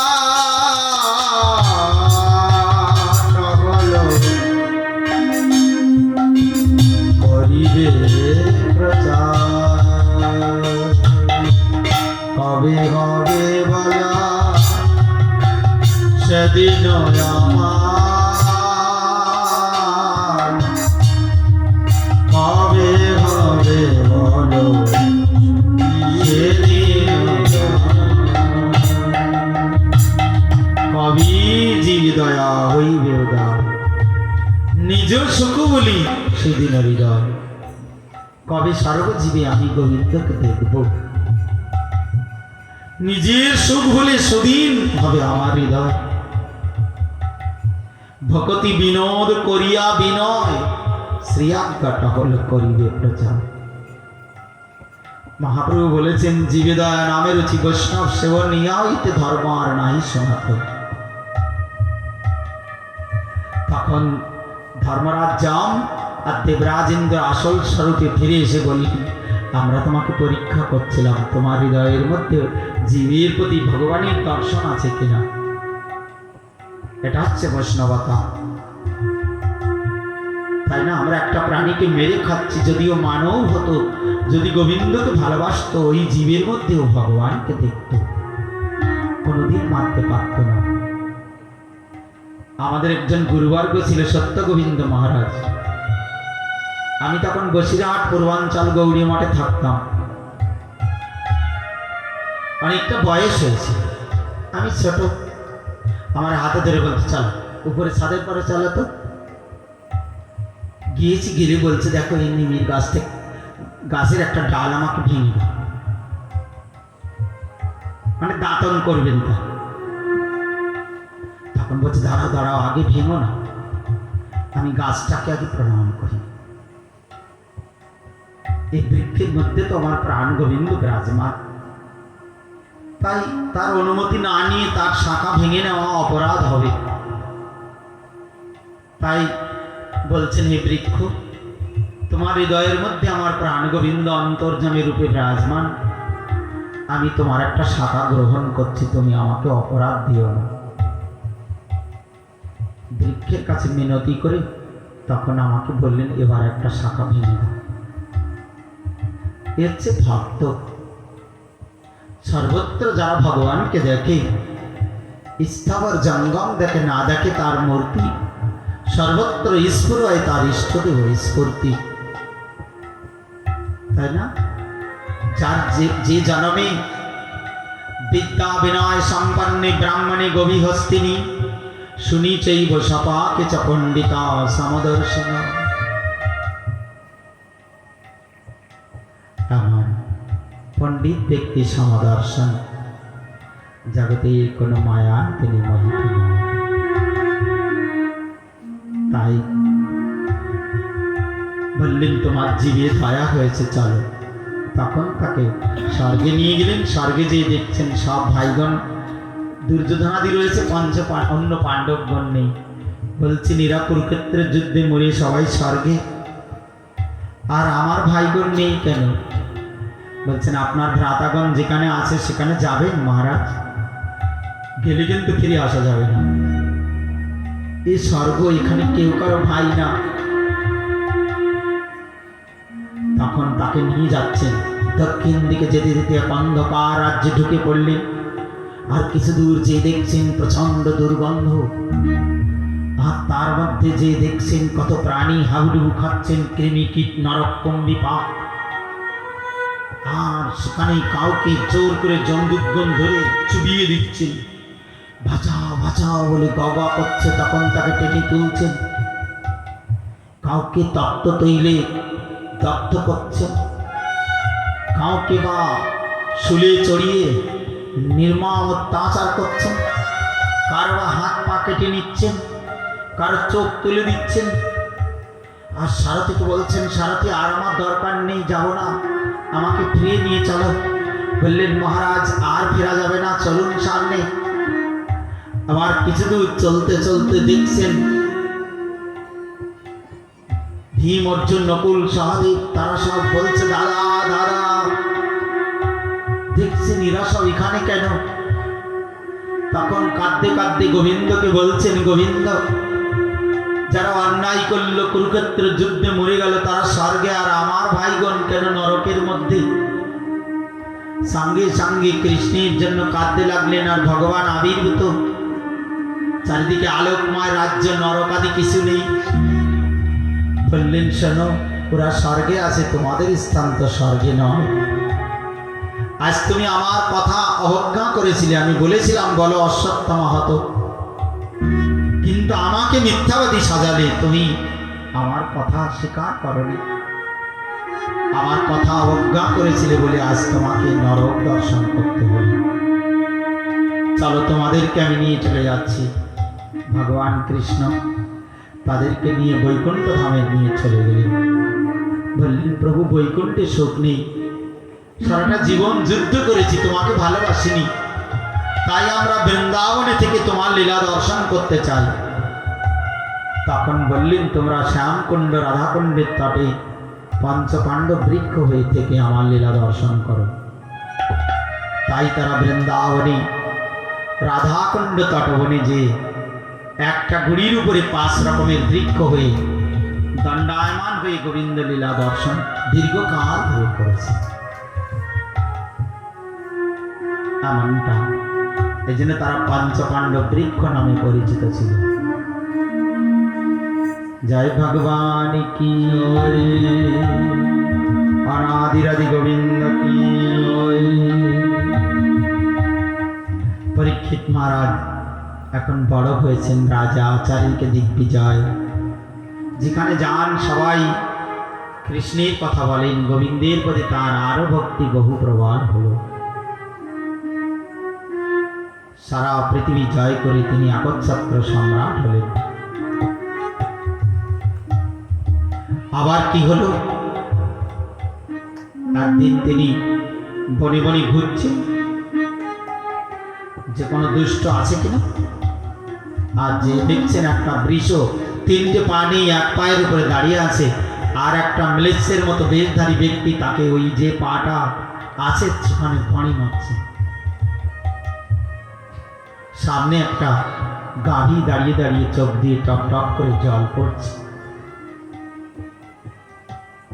তখন বলছেন এত বড় সাহস, আমার ধর্মক্ষেত্র এই রাজ্যে এমন পাবি তুমি কে, যে আজ একটা বৃক্ষ তার তিনটে পা নিয়ে এক পায়ের উপরে দাঁড়িয়ে আছে, আর সে পাটাকে তুমি ভেঙে দেওয়ার চেষ্টা করছো, মেরেই ফেলবে তোমাকে।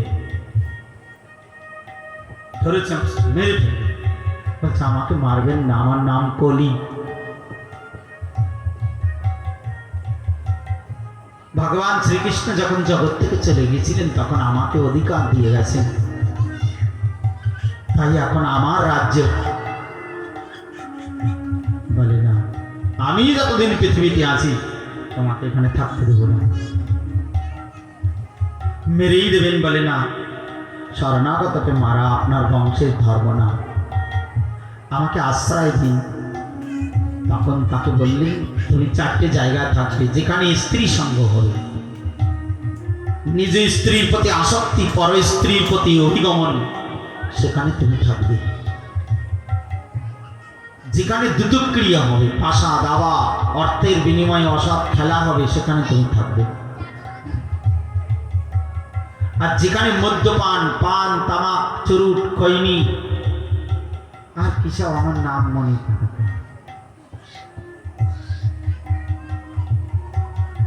এসব অপখাদ্য দ্রব্য যেখানে চলবে সেখানে তুমি থাকবে।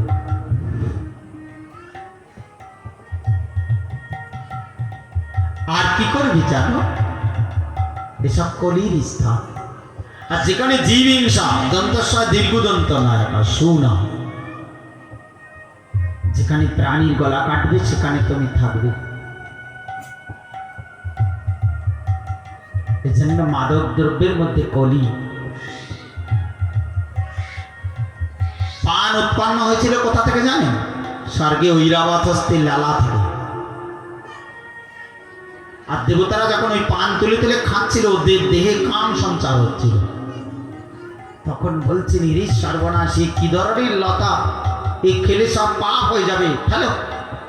তখন পৃথিবীতে ফেলে দিয়েছিল এই লতা, পৃথিবীতে যে জন্ম নেয়। এজন্য পান, ওই রস যারা খায় তাদের মধ্যে ভোগ পিপাসা প্রবল হয়। সুপারি খেলে দেখবেন মাথা ধরছে, বুদ্ধিভ্রষ্ট হয়। তামাক খেলে বিবেক নষ্ট হয়, তাই না? খৈনি, গোরাকু ইত্যাদি ইত্যাদি এই সমস্ত যা সব আসে সব ওই তামাশে। একজন বলছেন আপনি যাই বলুন তাই বলুন, দীক্ষা নেব কি না নেব পরের কথা, কিন্তু চা ছাড়তে পারো না। বলে চা সকালবেলায় উঠে না খেলে আমার মাথা কিন কিন কিন কিন কিন কিন করে। কি বুঝলেন? ওটা নেশা। এই জন্য যে একটা ব্রত করবে, আর ব্রত করতে গেলেই সকালবেলা উঠে মনে করবে চার কাপটা কোথায়। যদি উপবাসও করে তো হরিনাম বাদ দিয়ে শুধু বলবে চা কোথায়। হরে কৃষ্ণ আর করতে পারবে? এর জন্যই দেখা যাচ্ছে ওর ব্রতটাও নষ্ট হয়ে গেছে। এই জন্য নিষিদ্ধ। যারা সৎ গুরুচরণাশ্রিত তারা কোনোদিন নেশার বাধ্য হবে না, তাই না? এ সমস্ত সমস্যা। কিছু বললে মানুষের রাগ হয়, কিন্তু রাগ করবেন না। অনেকে মনে করে বিভিন্ন সম্প্রদায়ের মানুষ বিভিন্ন জায়গা থেকে দীক্ষা গ্রহণ করে, কিন্তু দেখা যাচ্ছে তাদের কোনো সদাচার নেই। শাস্ত্রের একটা বিধান। কেউ ছোটবেলায় কুলগুরুর কাছ থেকে দীক্ষা নিয়েছিল বা কোনো কারো কাছ থেকে দীক্ষা নিয়েছিল, তখন সে আমিষ খেত, হয় না? অনেকে বলে একটু হাতের জলটা শুদ্ধ করে দিন না, একটু দীক্ষা টিক্ষা দিন, কিন্তু ও দেখা গেল সে আমিষ খেত। একদিন দেখা গেল ও আস্তে আস্তে সাধুসঙ্গ করতে করতে বুঝতে পারলো যে আমিষ খাওয়াটা ঠিক, তখন ও নিরামিষ খেতে আরম্ভ করল। কিন্তু নেশা আদি অন্যান্য দ্রব্যে তার আসক্তি আছে। তাকে কি উত্তম বৈষ্ণব বলে মানা যাবে? শাস্ত্রে আছে আমাদের মানে গৌড়ীয় মঠে আশ্রিত কোনো ব্যক্তি যদি কোনোদিন ভুল করে আমিষ খেয়ে ফেলে তাকে আবার পুনরায় দীক্ষা নিতে হবে। গুরু যদি বেঁচে থাকে গুরুদেবের কাছ থেকে, আর তা না হলে উত্তম কোনো মহা ভাগবতের কাছ থেকে পুনরায় মন্ত্র সংস্কার করতে হবে। তা না হলে তাকে দিয়ে কোনো সৎ কাজ করানো যাবে না, তাই না? আমি খুব মনে করব যেন ভগবানকে সেবা করব, তাকে শৃঙ্গার করব, আরতি করব, মালা দেবো, তার রান্না করব। আমি তো নিরামিষ খাই, তো কেন হবে না? হবে, কিন্তু তাকে আবার সংস্কৃত হতে হবে। দেখুন গদাধর পণ্ডিত যিনি রাধারানীর অবতার ছিলেন, উনি অপাত্রে মন্ত্র দিয়ে ফেলেছিলেন। অপাত্রে মানে এমন একটা ব্যক্তিকে দীক্ষা দিলেন, দেখা গেল সে কোনো আচার আচরণ মানে না, আবল তাবল করে। আর ওই অসৎ ব্যক্তির কানে মন্ত্র দেওয়ার জন্য গুরুদেবের যে সাধন বল ছিল বা মন্ত্র শক্তি ছিল, মন্ত্র শক্তি নষ্ট। এই জন্য রঘুনাথ দাস গোস্বামী মানে গদাধর পণ্ডিত উনি যখন আহ্নিক করছেন তখন আর ভগবানের স্মরণ হচ্ছে না। তখন মহাপ্রভুকে যে বলছেন পরিধামে যে আমি অপাত্রে মন্ত্র দিয়েছি, এই জন্য আর যেই মন্ত্র জপ করি গোবিন্দের রূপ আমার চোখের সামনে হৃদয়ে ভাসে না, আমাকে পুনরায় দীক্ষা দিন। মহাপ্রভু বললেন তুমি চিন্তা করো না, কিছুদিনের মধ্যে পুণ্ডরীক বিদ্যানিধি তোমার গুরুদেব পরিধামে আসবে, তুমি তার কাছ থেকে পুনরায় আবার দীক্ষা করো। কি বুঝলে? স্বয়ং রাধারানী তিনি গদাধর পণ্ডিত হয়েছেন, তবুও অপাত্রে দীক্ষা দিয়েছেন বলে আবার পুনরায় একবার দীক্ষা নিয়েছিলেন মায়াপুরে, আবার পরিধামে নিজের গুরুদেবের কাছ থেকে আবার দীক্ষা নিয়ে মন্ত্র শক্তি টেজ হয়ে গেছে। এই জন্য যে সমস্ত গুরুদেব আমিষ খাওয়া ব্যক্তিকে দীক্ষা মন্ত্র দেয় তাদের মন্ত্রের ওই দশা, আর যারা আমিষাদি অসৎ খাদ্যদ্রব্য গ্রহণ করে তাদের ওই দীক্ষাকে দীক্ষা বলা যায় না। এই জন্য কোনোদিন যদি ও ভগবানকে সেবা করতে চায় তাহলে ওকে উত্তম গুরুর কাছ থেকে আবার সংস্কৃত হয়ে ভজন করতে হবে। কেউ অহংকার বশে এসব করতে পারে, কিন্তু অপরাধজনক কাজ হতে থাকবে, এটাই হচ্ছে ব্যাপার। এটা গুরু ত্যাগ নয়। কোনো সময় যদি কোনো অসুবিধা হয় তখন কোনো উত্তম গুরুর কাছ থেকে আবার মন্ত্রটা শুনে নিতে হবে। গুরু গুরুই থাকে, গুরু তত্ত্ব একই, কিন্তু তবুও উত্তম কোনো ব্যক্তির কাছ থেকে আবার মন্ত্রটা শুনতে হয় যাতে মন্ত্র শক্তিটা আবার ফিরে আসে। এটাই হচ্ছে শাস্ত্রের বিধান। শিব ঠাকুর বলেছেন গুরুরপ্পা বলিত্যস্য কার্যমকর্যমজানত উৎপৎ প্রতিপন্নস্য পরিত্যাগেব বিধীয়তে। গুরু যদি কার্য অকার্য ভুলে যায়, উৎপদগামী হয়ে পড়ে, উন্মার্গগামী হয়ে পড়ে, তাহলে সে গুরুকে অন্তরে রেখে কোনো উত্তম গুরুর কাছ থেকে আবার মন্ত্র সংস্কার করতে হবে। শিব ঠাকুর বলছেন পরিত্যাগব বিধীয়তে। জীব গোস্বামী পাদ বলেছেন, যেমন ছোটবেলায় আমরা যখন 4 5 পড়ি তখন একটা আমাদের গ্রামের কুলের গুরু ছিল, তাকে দিয়ে আমাদেরকে কানে কিসব মন্ত্র দিয়ে দিয়েছে। আমরা তখন বড় হয়েছি, আবার কি যখন জানতে পারলাম তখন জগৎগুরু প্রভুপাদ ভক্তি সিদ্ধান্ত সরস্বতী ঠাকুরের চরণাশ্রিত ভক্তি কুমুদ সন্ত গোস্বামী মহারাজের চরণাশ্রয় করে আমরা আবার ভজন জীবন শুরু করলাম। যখন আমার পূর্বের উনি সাথে করে নিয়ে এসেছিলেন আমাকে, সেই ছোটবেলার যিনি গুরুদেব, তিনি আমাকে হাতে ধরে এনে বললেন, তখন তোমাকে একটু সংস্কার করে দিয়েছিলাম, এখন তুমি উত্তম গুরুর কাছ থেকে দীক্ষা নিয়ে ভজন করো, আমি তোমাকে অনুমতি দিলাম। এ হচ্ছে গুরু।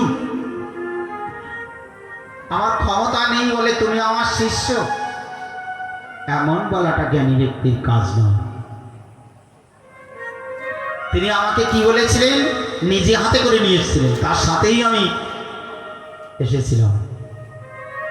তিনিই প্রথম নিয়ে আসেন এবং এসে বলেছিলেন, তুমি উত্তম কোন মহাজনের চরণাশ্রয় করে দেবো, বাহু তুলে হরিনাম। হরি বল, হরি বল, হরি বল। আমি তোমাকে আশীর্বাদ করছি, কৃষ্ণ তোমাকে কৃপা করবে। গুরু ত্যাগ হয়েছে, গুরুই আবার উন্নত ভজন রাজ্যে তুলে দিলেন। এটাই হচ্ছে বিধি। এই জন্য শাস্ত্র তত্ত্ব না জেনে যেভাবে সেভাবে চললে তার দ্বারা চির আত্মকল্যাণ হবে না। আমি তো বললাম, আমাদের মঠের কোনো আশ্রিত ব্যক্তিও যদি কোনোদিন কোনো কারণে, যেমন একজন ব্যক্তি খুব অসুস্থ হয়ে পড়ে তার ছেলে মেয়ে জোর করে খাইয়ে দিয়েছে অজ্ঞান অবস্থা, যখন তার জ্ঞান ফিরেছে তখন আমাও করে কাঁদছে, আমি সেন্সলেস হয়ে গেছিলাম, আমার ছেলেরা এইসব করেছে, তো আমি কি করব? বলে, বাবা আমার পুনরায় দীক্ষার ব্যবস্থা করে দাও। আবার তিনি সদ্গুরুর কাছ থেকে সংস্কৃত হয়ে গেলেন, তাই না?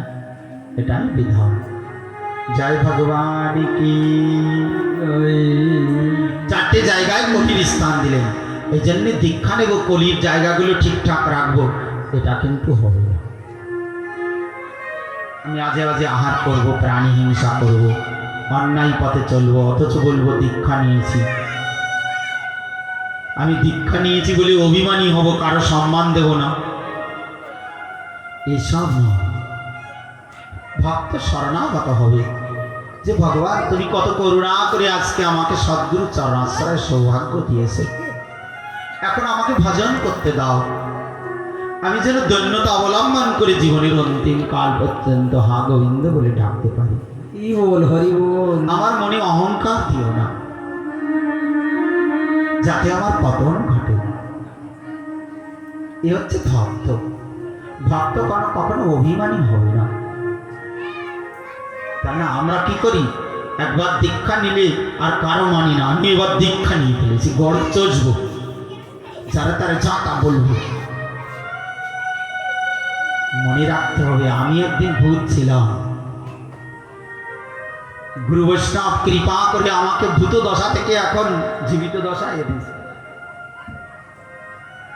এই জন্য কারো প্রতি দুর্ব্যবহার করব না, বরং মিনতি করে বলবো, ওরে জীব, তোমরা গোবিন্দকে ভুলে কষ্ট পাচ্ছ কেন? চলো আমরা সবাই মিলে হরি নাম করি, অসৎ মার্গ ছাড়ো, এসো আমরা সবাই মিলে গোবিন্দ চরণ ভজন করি। ভক্ত কখনো অহংকারী হবে না, ভক্ত কখনো পরবিদ্বেষী হবে না, ভক্ত হবে বিনম্র, ভক্ত হবে সহনশীল, ভক্ত হবে গোবিন্দ অনুরক্ত, ভক্ত হবে সর্বজীবে ব্রহ্ম দর্শনকারী, সবার মধ্যে সে গোবিন্দকে দেখবে, পরহিংসা করবে না। জয় গোবিন্দ কি। বলি তাতে খুশি হয়নি, বলে আর একটা জায়গা দাও, তখন তাকে সোনার মধ্যে স্থান দিয়েছিল, যেখানে স্বর্ণ আদি থাকবে সেখানে কলি প্রবেশ করবে। এই জন্য তার মাথায় ছিল সোনার মুকুট, তাই না? যদিও ভগবান তার রক্ষক, তবুও কলি যেন হাসতে লাগলেন, পরীক্ষিত মহারাজ, এই যুগটা কলি, তোমাকে জগৎ থেকে চলে যেতে হবে, তাই না?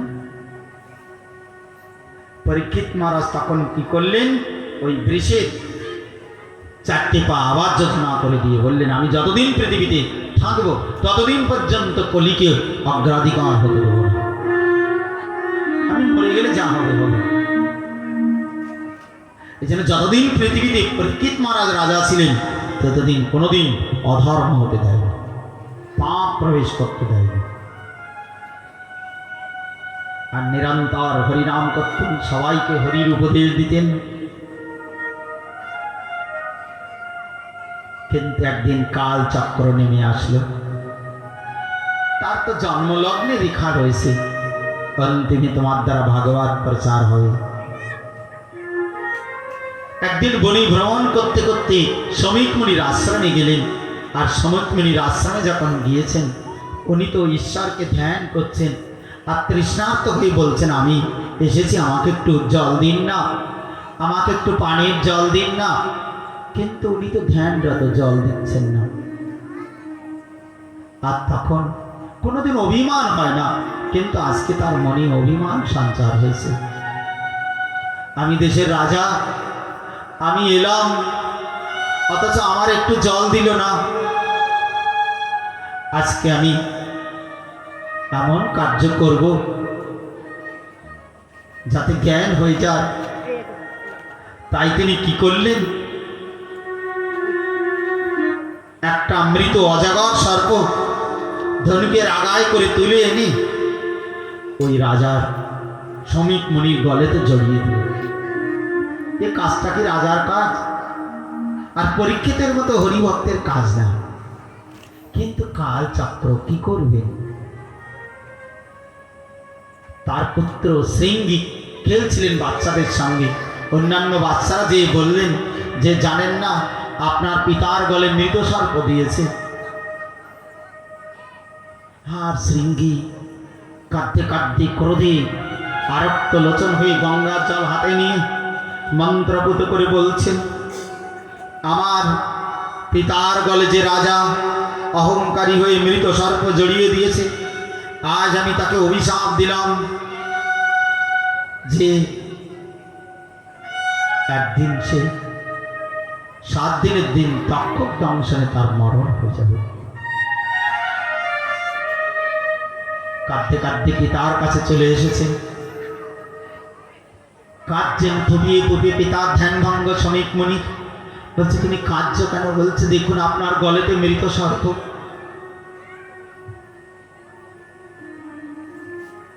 যে আমি অভিশাপ দিয়েছি যে রাজা আপনার গলেতে মৃত সর্প জড়িয়ে দিয়েছে, তার 7 দিনই তক্ষক দংশনে মৃত্যু হবে। শ্রমিক মুনি ধ্যান করে দেখলেন যে কাজ করেছে মহান ধার্মিক রাজা পরীক্ষিত। তখন পুত্রকে বলছে, তুমি আশ্রম ছেড়ে কোথায় গিয়েছিলে?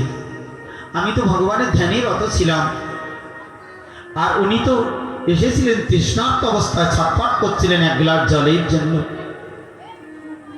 একটা দেশি ধার্মিক রাজা আমাদের আশ্রমে আসলো, তাকে এক গ্লাস জল আমরা দিতে পারলাম না। আর তার জন্যেই তিনি হয়তো ভুল করে এই কাজটা করেছেন, তাই বলে তোমার অভিশাপ দেওয়াটা ঠিক হয়নি। ওরে অজ্ঞ বালক, দেশে যদি ধার্মিক রাজা না থাকে তুমি ভালোভাবে বাস করতে পারবে না। আজকে তুমি সৎসঙ্গে এখানে হরিনাম করছো, একদিন তুমি তা করতে পারবে না। অসৎ দুষ্ট লোক পৃথিবীতে ভূপূর্ণ হয়ে যাবে, তোমাকে আর ভগবানের নাম করতে দেবে না। আজ তুমি ধার্মিক রাজাকে কেন মেরে দিলে? তাই না?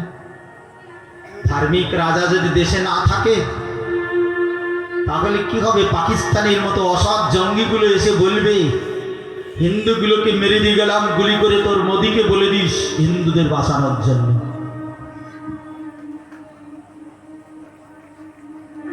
বাস করতে পারবেন তো?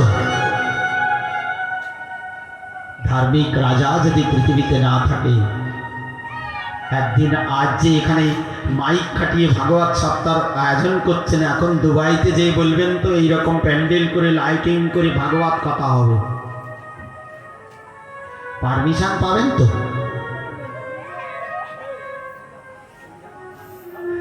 এখন পাকিস্তানে যে বলবেন তো যে রকম মাইক চলবে কয়েক ঘন্টা, ঈশ্বরের গুণগান হবে, পারবেন? আজ সেই পয়েন্টে কথা বলছেন। ওরে মূর্খ, অজ্ঞ ব্যক্তিকে কখনো ব্রহ্মজ্ঞান দিতে নেই। তুমি না জেনে না শুনে বিচার না করে একটা রাজাকে অভিশাপ দিয়ে দিলে। দোষ তো আমাদেরই। আমরা একটা রাজাকে সম্মান দিতে পারিনি। তখন তাকে খুব তিরস্কার করে দেখলেন। তাড়াতাড়ি পরীক্ষিত মহারাজকে খবর পাঠিয়ে দিই। দূত পাঠিয়ে দিলেন, আপনি কিন্তু অভিশপ্ত, 7 দিনে তক্ষক দংশনে আপনার মৃত্যু হয়ে যাবে।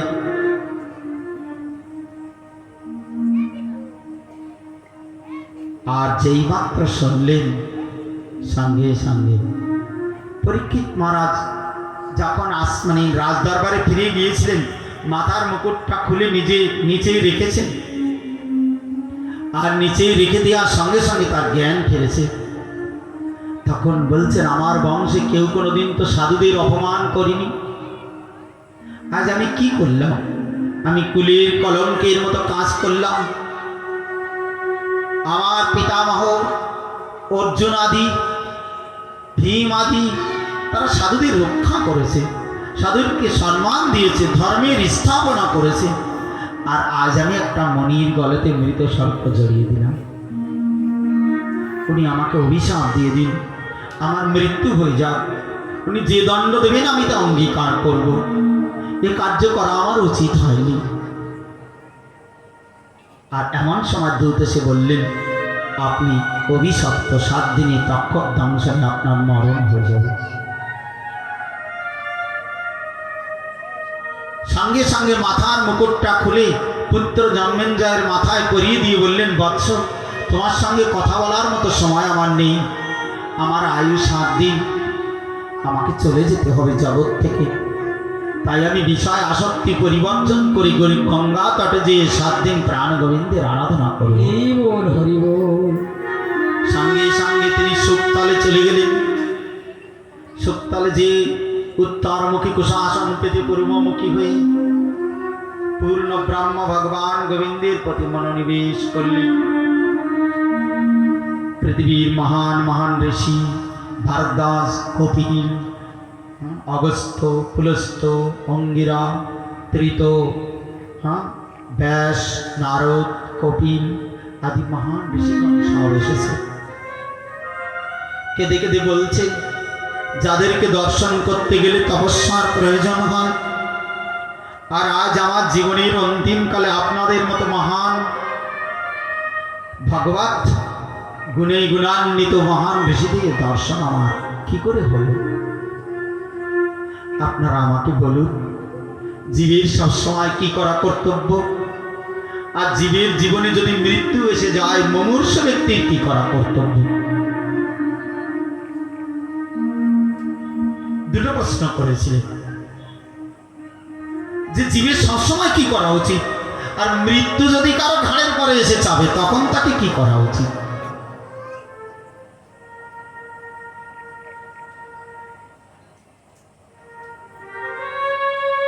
কেউ বলছেন আপনি দান করুন, কেউ বলছেন যজ্ঞ করুন, কেউ বলছেন তপস্যা করুন। আর এমন সময় সুখদেব গোস্বামী পাদ আসছেন, বাত ও বাসনা, শ্যাম সুন্দর বেশ, কৃষ্ণ প্রেম বিগলিত নয়ন, গোবিন্দের নাম করতে করতে আসছেন। শ্যাম সুন্দর মদন মোহন বৃন্দাবন গিরিধারী, শ্যাম সুন্দর মদন মোহন বৃন্দাবন বৃন্দাবন গিরিধারী হরি, বৃন্দাবন গিরিধারী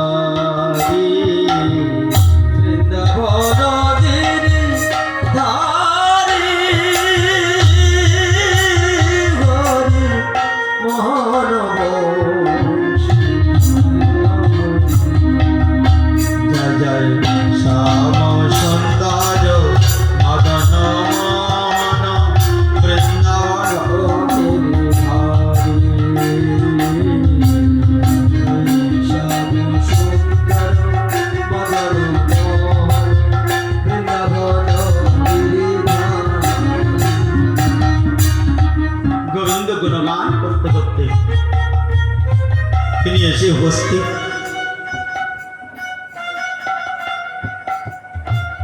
জগতের লোক মনে করছিল লোকটা পাগল, হাসাহাসি করছিল, বাচ্চাগুলো তাকিয়ে তাকিয়ে দেখছিল। কিন্তু যখন পরীক্ষিত মহারাজের সবাই এসেছেন, তাকে উত্তম আসনে বসিয়ে তার মঙ্গল অভিবাদন আরতি আদি করলেন, আর সব ভারতবর্ষের মহান ঋষিগণ তাকে প্রণাম করলেন। তখন তারা মনে করছে পাগল উনি না, পাগল আমরা বিষয় মদন্দ পাগল, আর উনি কৃষ্ণ প্রেমে পাগল। সুতরাং আজ ভারতবর্ষের মহান মুনি ঋষিগণ যাকে পূজা করে তাকে আমরা চিনতে পারিনি, অপরাধ ক্ষমা করে দিন। পরীক্ষিত মহারাজ তখন ছুটে যেয়ে তার চরণে প্রণাম করে বলছেন, এখন আমার কি করা উচিত আপনি আমাকে বলুন। সুখদেব গোস্বামী পাদ বলছেন, আপনি দান করবেন, পুণ্য অর্জনের আগে মরে যাবেন। যজ্ঞ করবেন, দ্রব্য জোগাড়ের আগে মরে যাবেন। তপস্যা করবেন, ইন্দ্র সংগ্রামের আগে মরে যাবেন। যোগ সাধনা করবেন, চিত্তবৃত্তি ঈশ্বরে লাগানোর আগে মৃত্যু হয়ে যাবে। 7 দিন আপনার আয়ু। খট্টাঙ্গ রাজা যখন দেবতাদের পক্ষ হয়ে যুদ্ধ করে অসুরদের পরাজিত করেছিলেন, তখন তার আয়ু মাত্র 48 মিনিট ছিল। দেবতারা তাকে বর দিতে চাইলে বললেন, আমি কোনো বর চাই না, আমি এই বর চাই, সারাটা জীবন যুদ্ধ করতে করতে আমার জীবনের আয়ু নষ্ট হয়ে গেছে, আর যুদ্ধ করতে চাই না। এই ইন্দ্রিয়ের সঙ্গে কাম, ক্রোধ, লোভ, মোহ, মাৎসর্য, অহংকার আমার চিত্তকে গ্রাস করে ফেলেছে। এদের কষাঘাত সহ্য করতে করতে আমি ক্লান্ত শ্রান্ত হয়ে পড়েছি। সুতরাং জনমে জনমে যার চরণে শরণ গ্রহণ করলে আর কোনোদিন এই যুদ্ধ করতে হবে না। সেই বিশ্বপতি অনাদিরাদি গোবিন্দকে যেন আমি এই 48 মিনিটের মধ্যে দর্শন পাই, সেই আশীর্বাদ। সঙ্গে সঙ্গে পৃথিবীর বুকে নেমে 48 মিনিট আরাধনা করে উনি ভগবানকে পেয়ে গিয়েছিলেন। তাই সুখদেব গোস্বামী পাদ বলছেন, উনি যদি 48 মিনিটে ভগবানকে লাভ করতে পারে, আপনার তো 1 সপ্তাহ আয়ু আছে মহারাজ।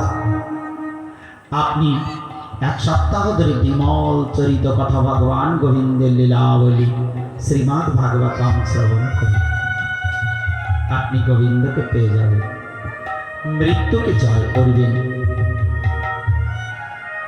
তখন সুখদেব গোস্বামী পাদ তাকে ভগবানের কথা শোনাচ্ছিলেন।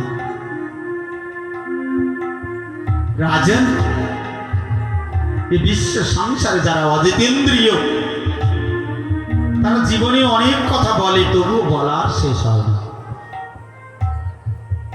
মোবাইলে কত কথা বলছে, তবু সারাদিন বলে যাচ্ছে, কথার শেষ নেই।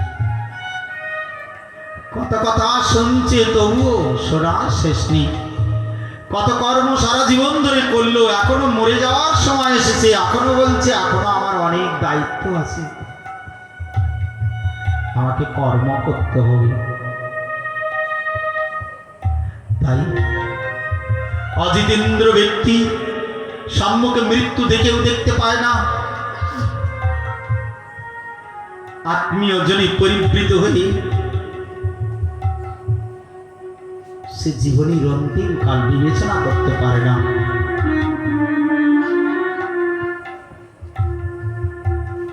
দেহাপত্য কলত্রাদি সাত্মসন্নিঃসৎসতি তেষাং প্রমত্ত নিধনাং পশ্যানপি ন পশ্যতি। স্ত্রী, পুত্র, আত্মীয় পরিজন বিষয় আশায় আবিষ্ট হয়ে সামনে মৃত্যুকে দেখতে পায় না। তাই মহারাজ, তস্মাৎ সর্বাত্মা ভগবান ঈশ্বর হরি। শ্রোতব্য কীর্তিতব্যস্য স্মর্তব্য চেষ্যতাভয়ম। রাজন, আপনি যদি অভয় লাভ করতে চান তাহলে কি করুন?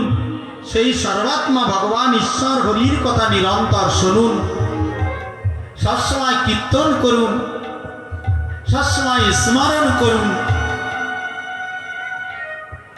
তাহলেই আপনি ভগবন্ধন থেকে মুক্তি পেয়ে যাবেন। এছাড়া কোনো রাস্তা নেই। তাই জীবের সবসময় উচিত, মহাপ্রভু বললেন, কি শয়নে কি ভজনে কিবা জাগরণে অহর্নিশিন্ত কৃষ্ণ বলহ বদনে। কি শয়নে, ঘুমাতে যাওয়া সময়ও হরিনাম জপ করতে করতে, হে প্রাণ গোবিন্দ, আমি যেন প্রভাতে তোমার নাম করতে করতে উঠতে পারি। ভজন করার সময়ও কৃষ্ণ কৃষ্ণ হে জনার্দন, হে প্রাণ গোবিন্দ, তুমি আমাকে দুটো অন্ন দিয়েছ, আমি গ্রহণ করছি। এই প্রসাদ পেয়ে যেন আমি তোমার নাম করতে পারি। পথে চলতে চলতে গোবিন্দ নাম করতে করতে চলা উচিত। তাই বলছেন, শয়নে স্বপনে ভোজনে সর্বক্ষণ হরি নাম করা উচিত। তাই না ব্রজ দেবীগণ সন্তানকে দোল দিতেন, মধুর সুরে গোবিন্দের গুণগান করতেন, গৃহে প্রলেপ দিতেন, হরিনাম করতেন, গাভী দহন করতেন, গোবিন্দের গুণগান করতেন, মাথায় করে দধি দুগ্ধ বিক্রি করতে যেতেন। কোনো সময় বলতেন না দই নেবেন, দুধ নেবেন। পথে যেতে যেতে তারা উচ্চেশ্বরে হরিনাম করতেন। আর তাই দেখে বুঝতে পারতেন যে তারা এসেছে। এই জন্য দেখুন, আমরা হয়তো বলতে পারি সংসারে কাজ করব না, হরে কৃষ্ণ করব। একটা নারী ধরুন পরপুরুষকে ভালোবাসে, ও বাড়ির সব কাজকর্ম করে, অথচ ফোনে সারা রাত ধরে কথা বলে। কি করে বলে? ভালোবাসা আছে। এই জন্য টাইম ওকে বেছে দিতে হচ্ছে না, ও কাজকর্মের মধ্য দিয়ে সুযোগ খুঁজে ওর প্রিয়জনের সঙ্গে কথা বলছে। তাই আমার চৈতন্য মহাপ্রভু বলেছিলেন, পরবেশনী নারী ব্যগ্রাপি গৃহকর্মসু তমেব আস্বাদয়তর অত্যন্ত নবসঙ্গ